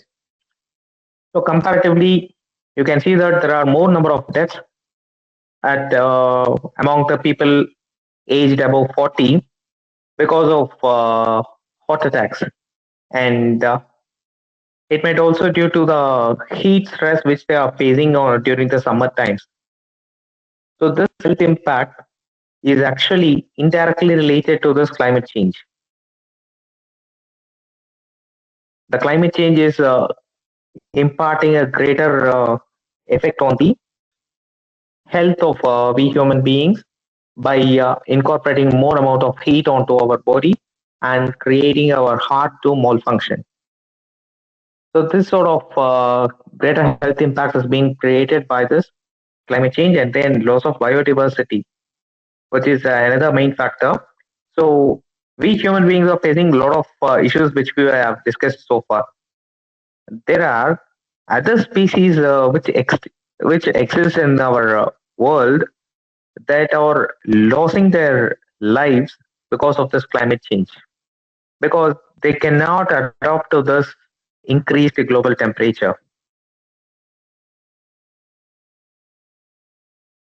They are used to survive on the normal temperature range which persists before 2 decades. Because of the sudden increase in the temperature, they could not survive, and many species have come to extinction. So there is loss of biodiversity, and the next one is economic disruptions. So there are several disasters that are resulting in a huge economic loss by resulting in the infrastructure damages and increased adaptation costs. We can consider even the examples of hurricanes and thunderstorms, and then the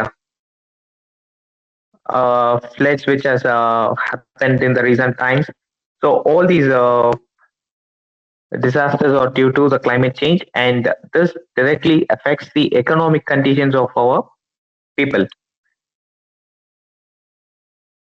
Yes, actually, this climate change and sustainable development goals or having a relationship between each other. How does the sustainable development goals or having a relationship with this climate change? If you see, I have identified three important sustainable development goals which are directly affected by this climate change. The sustainable development goal 2, which belongs to zero hunger, is the first one which I have highlighted here. Actually, because of this climate change, the crop failures are happening due to the extreme weather conditions. So the agricultural productivity is getting affected because of this climate change. Because of which the zero hunger sustainable development goals gets affected. And then the clean water and sanitation, which is nothing but the sustainable development goal number 6. So the droughts affects the freshwater sources, which directly results in the affecting of sustainable development goal number 6. So we do not get clean water and we do not get proper sanitation facilities when drought condition occurs, and it might keep on happening because of this climate change. And then the sustainable development goal number 13, climate action. So it imparts an urgent need for global policies to be implemented, and the global policies should be focusing on the climate change and reduce its effects on we people. So these are the SDGs which I have identified as the ones which are being affected by the climate change directly. And let's have an interactive poll now.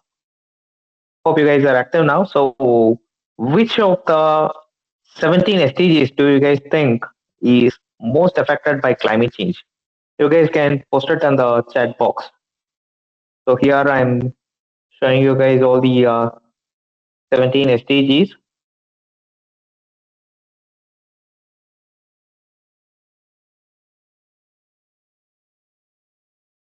No poverty, zero hunger, good health and well-being, quality education, gender equality, clean water and sanitation, affordable and clean energy, decent work and economic growth, industry, innovation and infrastructure, reduced inequalities, sustainable cities and communities, responsible consumption and production, climate action, life below water, life on land, peace, justice and strong institutions, partnerships for the goals.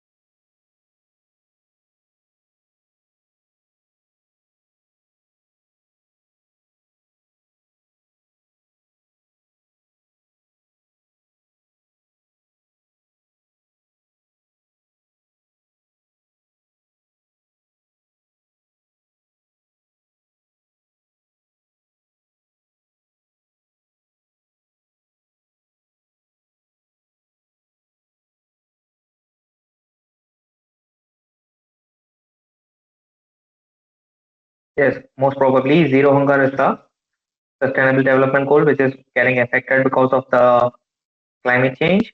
And the next one is clean water and sanitation. Even affordable and clean energy is getting affected because of this.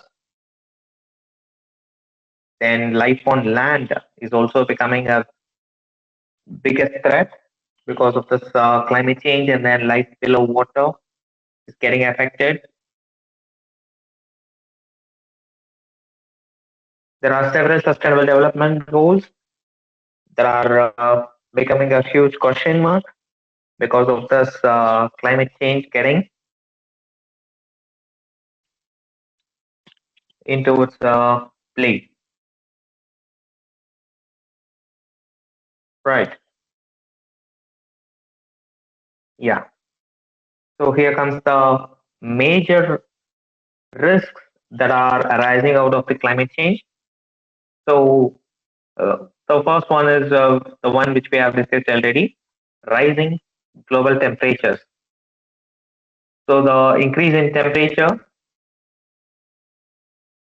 is the first major risk which is associated with this climate change. So we can see that during our summer times, year by year, the temperature is getting increased and it is not getting decreased. Why this is happening? If you see, it is mainly because of this climate change. So this climate change increases the temperature of the global level year by year, and it is mainly because of the greenhouse gases which we keep on emitting into the atmosphere. So that is the main reason for this rising global temperature. And the next thing is extreme weather events like floods, droughts, and cyclones, which occurs because of this climate change. So this climate change results in the melting of glaciers and ice. So automatically, what happens is that all those molten ice and glaciers will be increasing the sea level. So automatically, it results in the occurrence of floods and cyclones repeatedly. And on the other hand, it results in the droughts.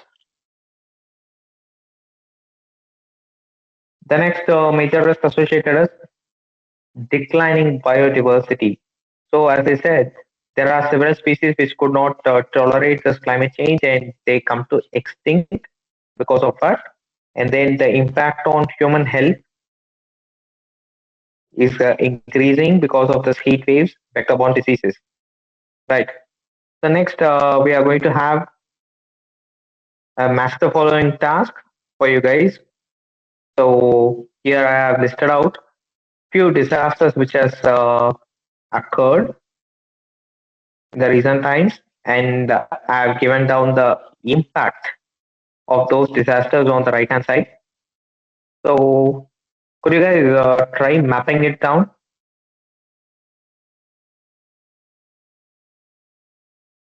So this will be an assessment for you guys. You can try mapping the disaster with the impact. So cyclone Amphan, which has happened in 2020 at Kolkata, and then Chennai floods 2015, Kerala landslides 2018, Australian bushfires 2019-20, heat wave in Europe 2003, Himalayan glacial burst 2021. These are the disasters which I have given, and the impact has been given on the right hand side.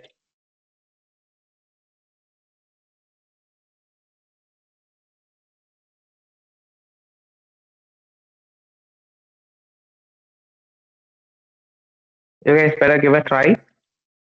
I'll show you the answers on the next slide.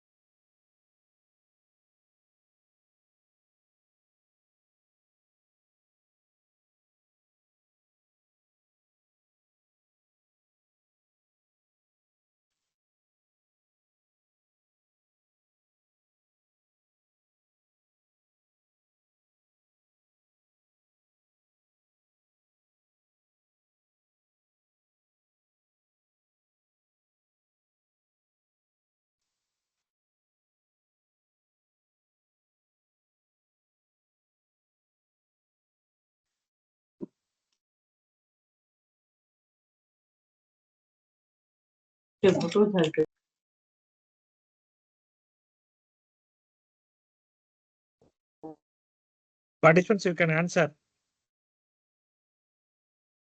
Yes, cyclone Amphen, what is the answer you're guessing?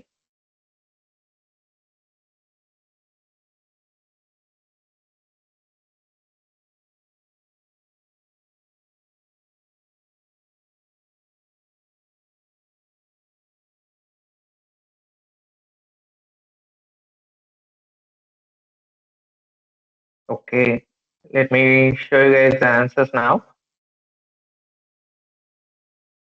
Yeah. So cyclone Amphen, which has occurred in Kolkata in the year 2020, actually it has created a massive economic loss to the entire city, and it has created a huge loss of damages to the homes and power infrastructure. Then comes the Chennai floods. The Chennai floods, we all are familiar with that. It has occurred in the year 2015, and it is nothing but the urban flooding which occurs because of poor drainage and excessive rainfall, which the city has not expected. So the poor drainage facilities indicates the infrastructure facilities which has been provided, and the excessive rainfall indicates the climatic condition which has changed all over the time because of the climate change effect. Then comes the Kerala landslides. So the Kerala landslides occurred in the year 2018. So this resulted in the loss of life, destruction of the roads, and displacement of people from one place to another. So it has resulted in migration of people from that particular place to other place, and it also distracted all the infrastructure facilities like roads present at the present at that place, and that also resulted in the loss of lives. Then comes the Australian bushfires. So widespread destruction of forest and loss of biodiversity, it has resulted in a huge loss of biodiversity. Many plants and trees has lost their lives. Along with that, many animals and birds have also lost their lives because of this Australian bushfire, which occurred in the year 2019-20. Then comes the heat wave in Europe, which has happened in the year 2003. So the heat wave in Europe, what it has created is that it has affected the health of public. So there are thousands of heat-related deaths which has occurred in that particular year in Europe, and there are several changes that has happened in the healthcare systems because of that. And then comes the Himalayan glacial burst, which occurred in the year 2021. So there is a sudden flooding and destruction of villages, and also it results in the affecting of hydropower damages. So all these are the impacts which are directly associated with the disasters which I have listed over here. So if you see this disasters being mapped with this impact, you can clearly identify that if a disaster occurs, at least any of the climatic action will be related with that. If a flood happens, it is because of the excess rainfall. If a landslide occurs, it might be because of the heavy rainfall. That is because of the climatic action change. And then the bushfire, which has occurred in Australia, it is also because of the excessive heat that is produced as a result of climate change. So all these disasters are somehow related to the climate change. Without climate change, none of this disaster occurs. And what happens if this disaster occurs? If you see, always it is getting associated with infrastructural damages. Infrastructural damages is getting affected, and then the life of we people or animal or plant species is getting affected because of this disaster. So all these things are interconnected, and the main core thing for all these occurrences is nothing but the climate change. So that is how it plays a huge role in this disaster management. So we have to give a huge significance in compacting this climate change, and we have to come across this climate change process, which is becoming a greater threat to our human life as well as our infrastructure facilities. So we have to combat this. We have several case studies which we can consider by mapping it with the climate disasters. Chennai floods 2015, which is resulting in urban plan, which is mainly because of the urban planning failures and excessive rainfall. Then Kerala landslides, which is an impact of deforestation. And then the cyclone Amphan occurred in the year 2020. That is because of the economic and infrastructural losses. And then we can have a group discussion on the potential mitigation strategies which we can plan in order to mitigate all these disasters. I have given a few in my slides. You can also go through that, and you can say whatever the other mitigation strategies, whatever comes to your mind. So for Chennai floods, the mitigation strategies which I am proposing is that we can improve the drainage systems. So how we can improve the drainage systems is by installation of the stormwater drains that drains out all the water that has been clogged on the roadsides and helps the city free from getting flooded. So that is one of the major mitigation strategy which I am proposing here. Then strict land use regulations. Definitely this is lagging in our cities. The land use regulations is not at all strict in our cities, and currently it is getting diluted, this policy. There are land use classifications which has been followed all over the world, and we people or nowadays not at all giving respect to this land use classifications, and wherever the land is available, people will just go and buy some land and we just start to build homes, hospitals, schools, and other infrastructure facilities, whatever we like. So that is strictly that should be avoided, and we should check the land use regulations and the land use classification before starting any infrastructural built-up facilities. So this can prevent, this policy regulation implementation can prevent encroachments on environmental resources like wetlands, lakes, and floodplains. So the infrastructure facilities which is being built on these wetlands, lakes, and floodplains could be prevented only when we strictly follow these land use regulations and avoid infrastructural build-ups on these resources. Then comes the rainwater harvesting.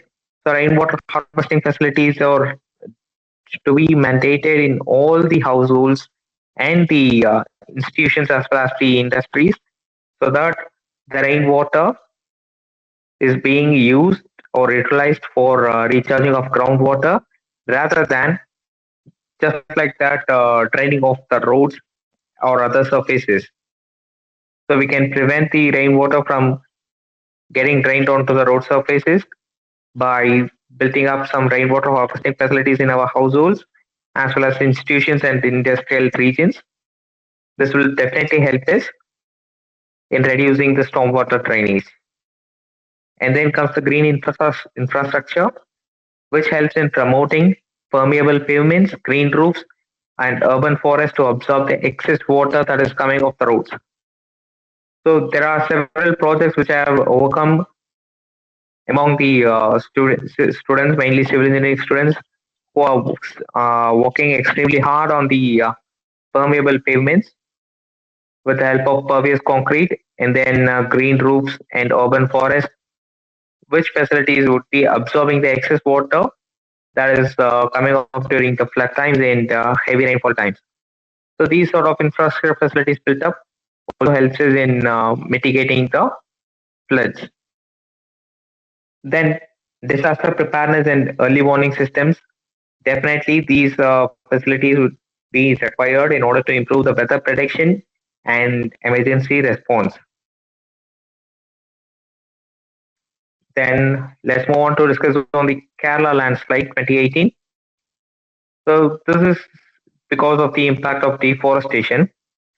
So how we can plan mitigation measures for this landslides? If you see, the first one is we can go for afforestation and soil conservation. So we have to go for planting enormous amount of trees and plants in order to conserve our nature and the environment. So it automatically imparts a positive impact on the nature, preventing us from getting exposed to some disasters like landslides and floods. So we have to keep on encouraging the planting of trees, agroforestry, and soil binding activities among the students because they are the future generations of our country, and definitely we should encourage the students for planting of trees. And our government is doing a wonderful thing by going with schemes like one student, one tree. So those sort of schemes should be definitely encouraged in our institutions in order to go for uh, promoting this afforestation and soil conservation strategy. Then comes the landslide risk mapping facility. So we have to identify all the vulnerable zones that are prone to landslides. And then we should restrict construction in high risk areas. So these are the two strategies which we can follow on in order to prevent the landslides and number of people getting exposed as victims to the landslides. So if you could identify the vulnerable zones and map it as highly risk areas, definitely people will be thinking once or twice before stepping into that area. And if you prevent construction in that specific zones, definitely it could reduce the risk that is being imported by this landslides when it arises. So this is one of the mitigation measure which will be a potential thing to reduce the landslide effects. And then comes the sustainable farming and land use practices. So we have to reduce the deforestation and promote terracing to control the soil erosion. So definitely we should switch over to a sustainable farming practice and land use practice in order to minimize the landslides. So how we can go for the sustainable farming method? We have to go for usage of organic fertilizers rather than going for chemical fertilizers. And then the land use practice. We should not degrade the pattern of land mostly, and we should try to utilize the topography of land which exists in nature. We can alternately go for providing a slope along with that without affecting it completely. So that is one of the mitigation measure which we can go for. And then the better drainage management. We have to construct check dams and the contour trenches in order to control the flow of water. And then we have to go for community awareness and the evacuation plans. We have to keep on providing trainings to the local communities where the landslides has happened or it is identified that the particular zone should be identified as a vulnerable zone. So for people living in those zones, we have to keep on providing the training and evacuation plans should be checked on frequently so that we can minimize the loss of biodiversity and heavy damages on the public lives when the disaster occurs. Yeah, then comes the cyclone Amphan.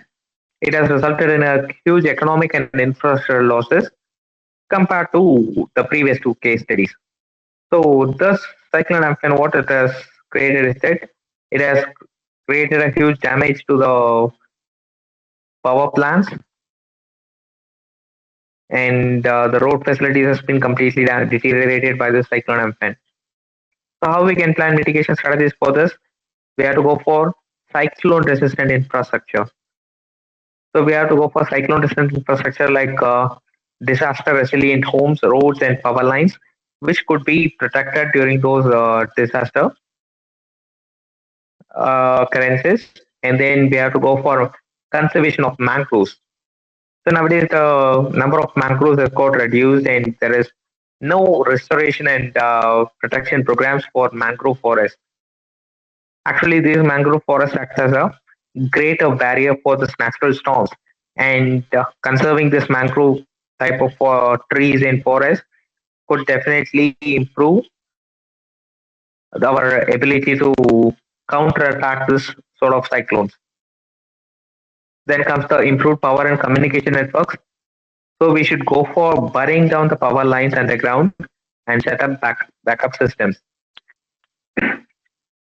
So it could be highly safe during the disaster times, and we could ensure that none of our infrastructure facilities gets affected because of this cyclone. Then evacuation and shelter planning. Actually, there is a system called cyclone shelters, which every cyclone-prone areas could be building on.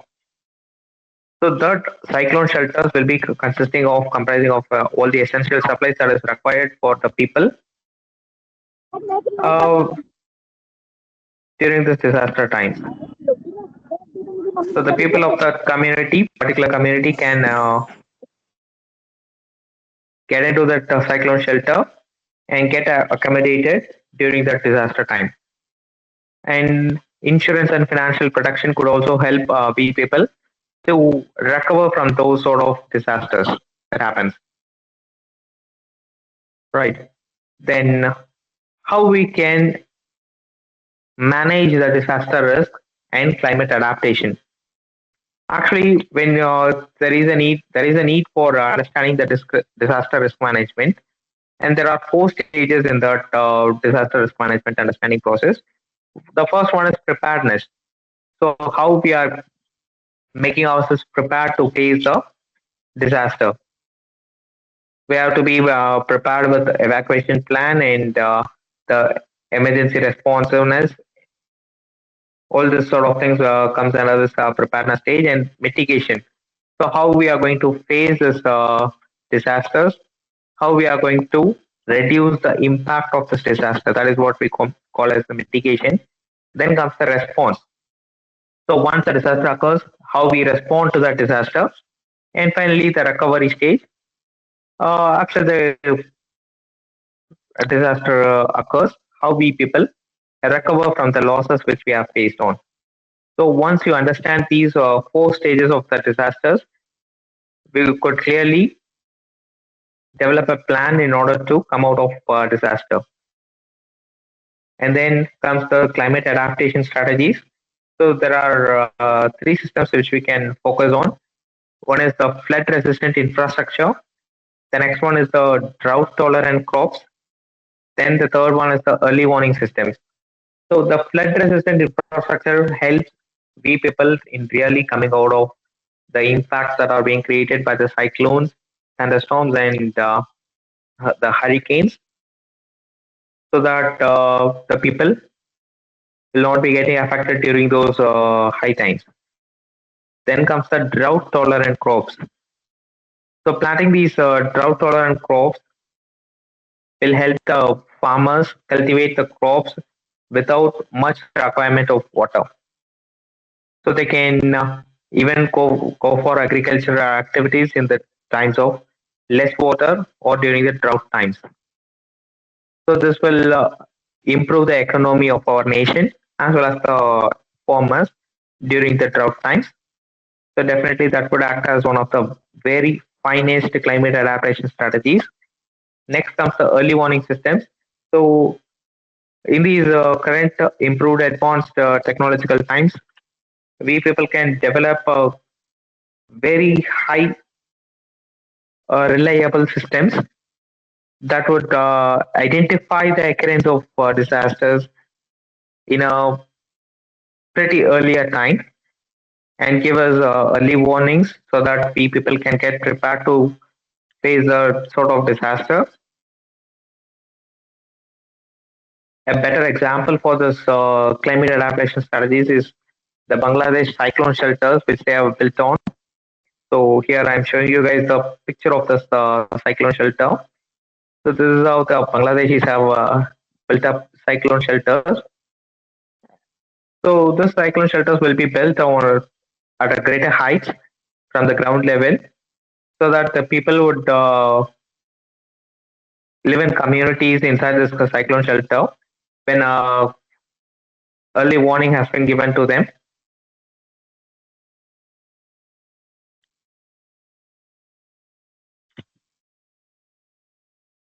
And the people will be residing in this cyclone shelter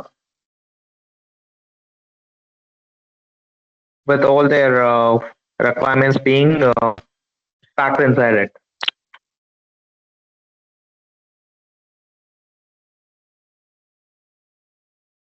Aravind, Yes, sir. the screen is not in full modes. Yes, sir. I will check it, sir. Just a moment. Okay.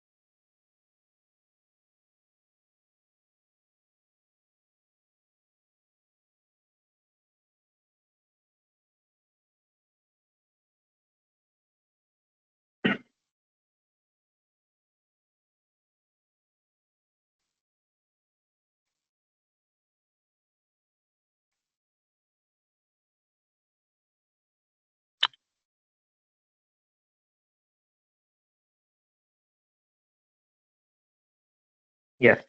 So this is the cyclone shelter which we were discussing on. So the people will be getting into it during the cyclone times in Bangladesh, and they will be living there until the end of the impact of cyclones. And once the cyclone ends, and they feel that there is nothing much more to bother them because of the impact of the cyclone has created, the people would return back to their homes from the cyclone shelter.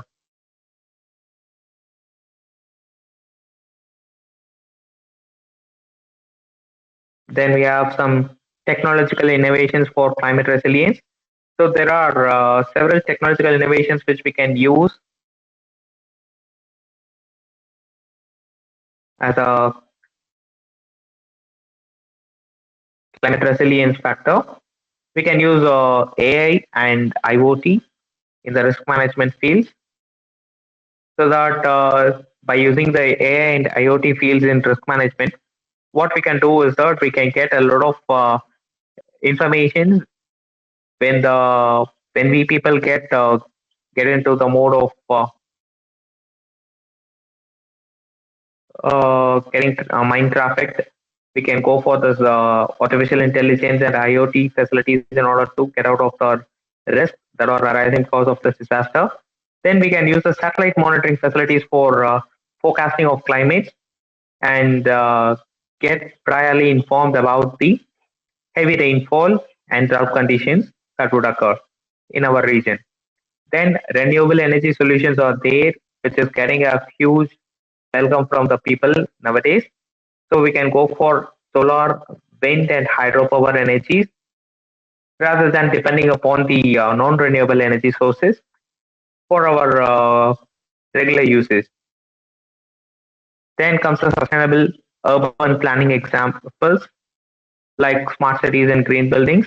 So smart cities and green buildings are those concepts that are getting much attention in these days because of the planning, which is gaining much attention in that.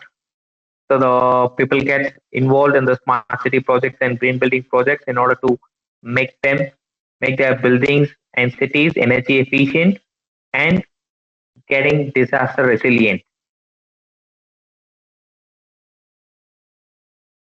So what are all the policies that could be intervened, and what are the global commitments that could be made in order to make people free from the disaster worries.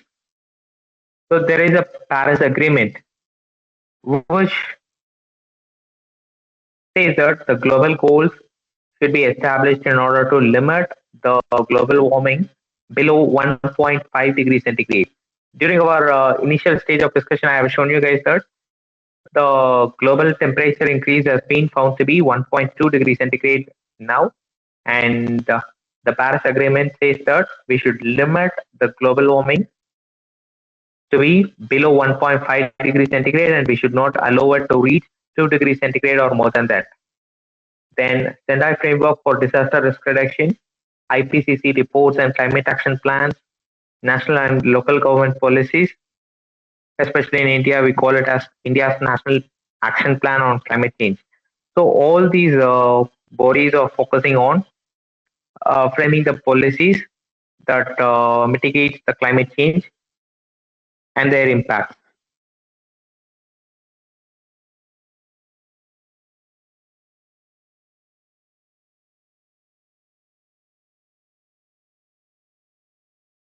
So what are the policy interventions that could be made in order to mitigate the climate action risk is that here I have listed few of them. The first one is the water management regulations. So we can enforce groundwater usage laws and promote efficient irrigation practices in order to conserve more amount of groundwater and make people aware that water is a very efficient resource and it should not be used just like that. And then the heat action plans. Every national and regional bodies should be developing strategies in order to tackle the heat waves, because in summer times heat waves are playing a huge role and it results in a lot of heat stress to the public, and it also affects creating a number of deaths in people aged above 40s. So that should be prevented, and for that national and regional bodies should develop strategies. Next comes the urban planning laws, which can be mandated. So green spaces and heat-resistant infrastructures should be built in each and every cities, and that should be taken care by the urban bodies.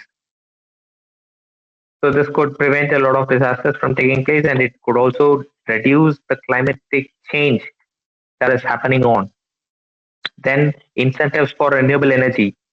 In order to promote the renewable energies, the government can plan for providing incentives or subsidies in order to promote these not in order to slow down the usage of non-renewable energy sources. Then public awareness campaigns should be improvised, and the number of public awareness campaigns should be increased, and it could be carried out by the educational institutions, especially with the faculties like you, in order to lower down the climate change impact, and the disaster improve the disaster response. Then technological solutions could be highly recommended for overcoming the climate change and the disaster response. So we can go for smart irrigation systems, AI-based climate prediction models, desalination and water recycling plants, advanced cooling solutions, and then we can also plan for geoengineering solutions.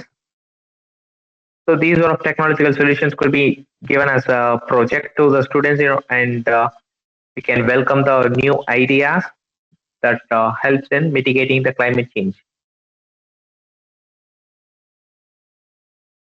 So the final thing is that small steps leads to big changes.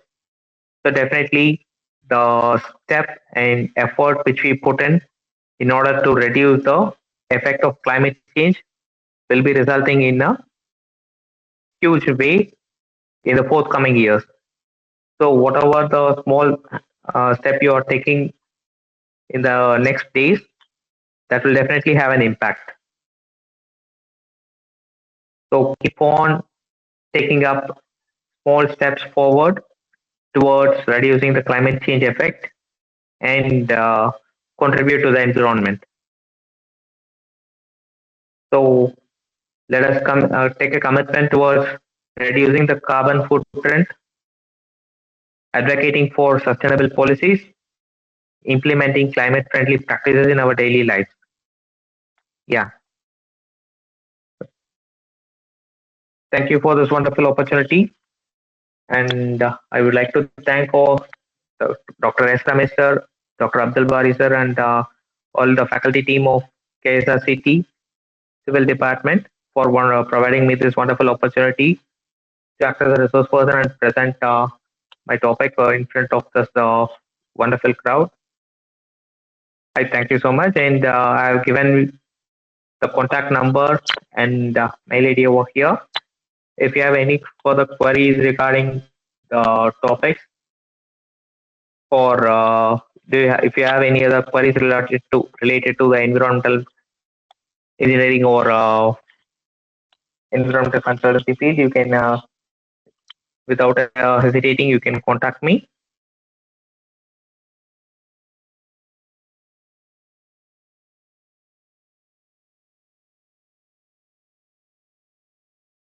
Thank you, Arvind, for your nice presentation. Yes, thank you, sir. Faculty members, if you have any discussion, you can ask to our chief guest, Mr. Arvind.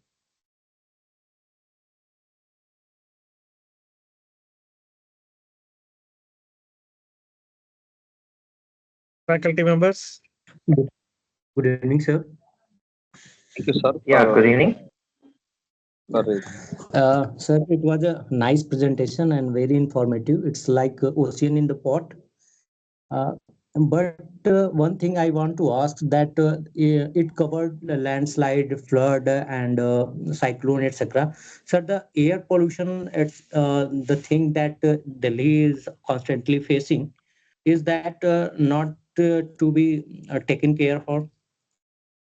Yes, definitely the air pollution is a serious issue which should be taken care of, because the air pollution is the source which indirectly acts as a major thing for the climate change, because the emission of sulfur dioxide, nitrogen oxides, then the hydrocarbon emissions from all our man-made activities are the ones which contributes to the greenhouse gases. So these greenhouse gases accumulates on the atmosphere, and they results in the climate change. But we do not have a specific disaster that is named as a direct resultant of this air pollution. All the disasters are happening indirectly because of the air pollution. Okay, okay, sir. Thank you, sir. Okay. Yeah.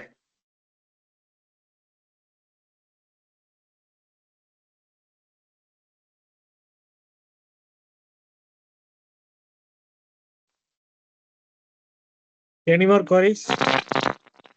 Participants?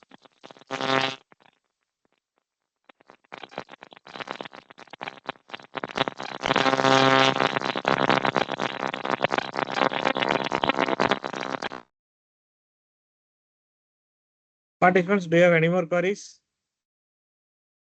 Any doubts? Arvind sir, I have one doubt. Arvind sir, are you audible?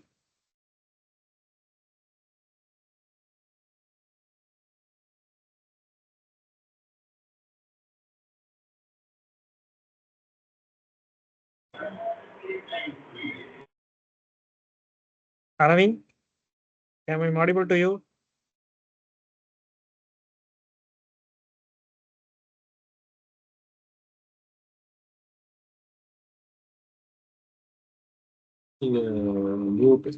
Yeah. Arvind sir?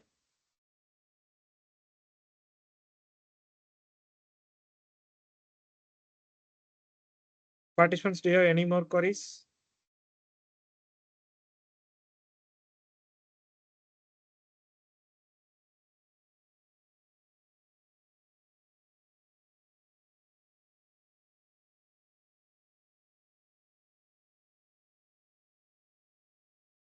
Thank you, sir.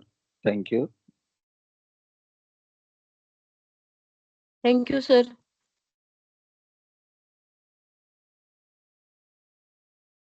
Dear participants, as we reminding you all, tomorrow's session will be by 2 o'clock.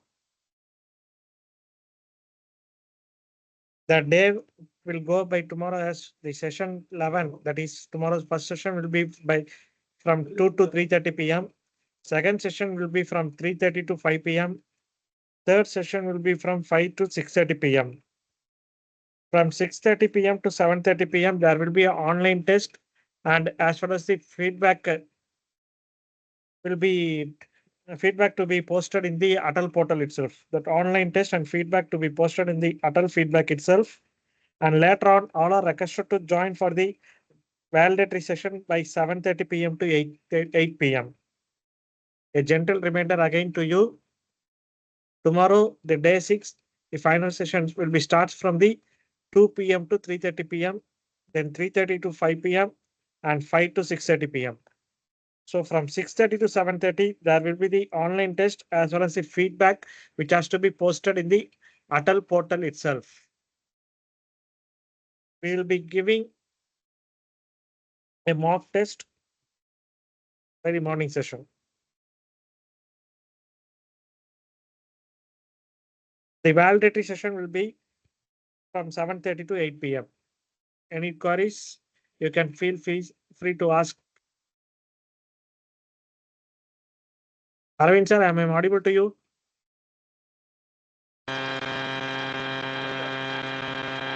Okay. There is some sort of network issue.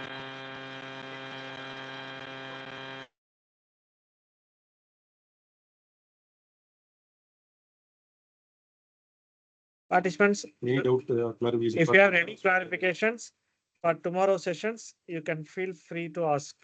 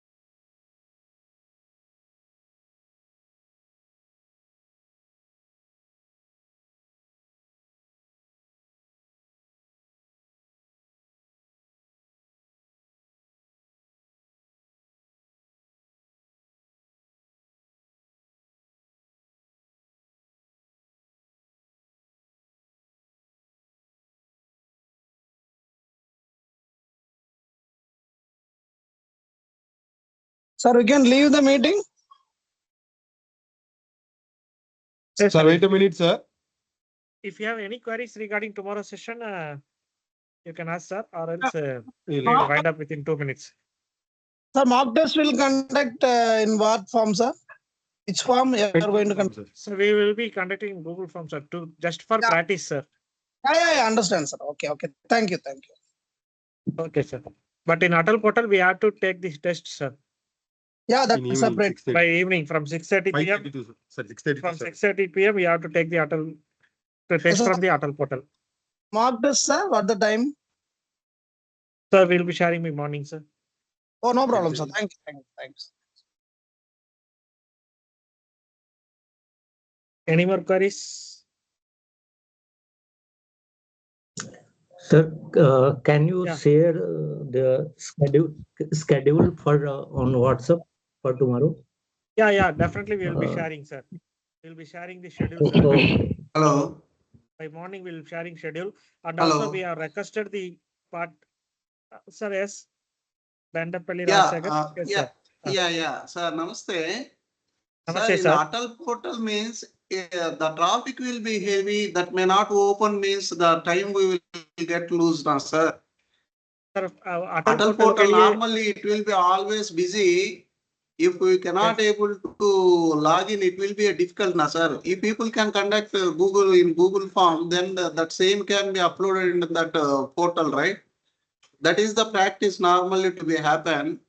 If our Atal portal login, if difficult to login, it will be difficult to attend the exams or sometimes. When will you start? At this 45 minutes take. Actually, we are going to give the timing from tomorrow's to day after tomorrow, 6:30 to 6:30.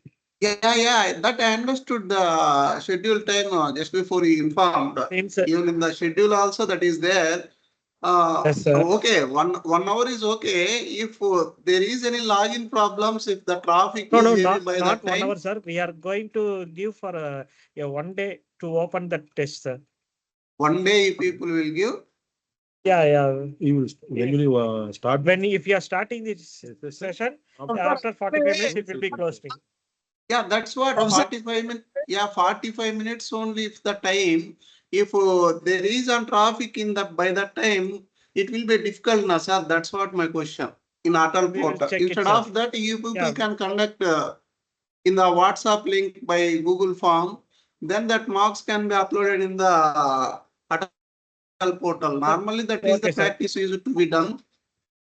Okay, sir. Okay, sir. We will check it with the Atal Yeah, AICTR please. also. Okay, sir. Yeah, please. Why? Because Atal is always normally the traffic is very high in that peak time. Okay, sir. Okay, sir.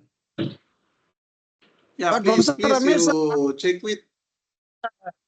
so sir asked about Hello? if between 24 hours. Hello? That is not that. Sir, Sir, able to Bandapalli Raj, sir, wait, sir. Somewhat other one is there. Hello? Sir, yes, sir. Proceed, sir. By one, Uh, you can proceed. can you upload the PPTs? Because in some cases, we are unable to attend all these Definitely things. by morning, we will be sharing all the PPT, sir.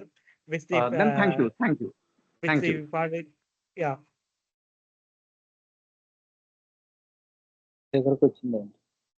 Sir, actually, last week also we have attended the. Sir, there is no issue in that Atal portal. Yeah, we will look into that, sir. If any issues, sir, we will look into that, sir. Okay, thank you, sir. Thank you. actually, Any other queries? Professor, Yes, sir, actually, Subramani, sir. Atal portal there is no issue, but the problem Yes, is due to that heavy traffic or some service that is Yes, network sir. service. Sometimes the network will be Time slow in closed. that. Once you open that 45 minutes over, our things will be closed. We cannot enter again and cannot start again. That's the problem. That's the things are asked. Okay. Yes, sir. Yes, sir. I know that, sir. Still We will look into that, sir. Yes, bro. No problem. Thank you, sir. Thanks. Okay, sir. Thank you. Thank you very much, sir. Thank you so much, sir.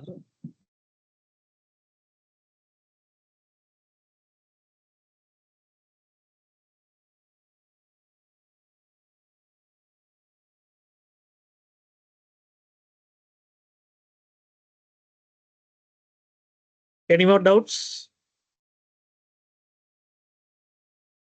Or else we can wind up by the today's session. Any more doubt, sir? Venkatesan, sir, any doubt is there? Nothing, sir. Okay, sir. Thank you, sir. Thank you, sir. Yeah, Subramaniam, okay, sir. thank you. You have switched on the mic. Any doubts, sir? Yeah. We will wind up the today's session. We will join by tomorrow's session by 2 p.m. We will be posting all the PPTs in our groups. Thank you very much for your patient listening. Okay, sir. Thank you, sir. Bari, sir. Thank you. Yeah, that meeting is officially ended. Thank you. Yeah, thank you, sir. Thank you.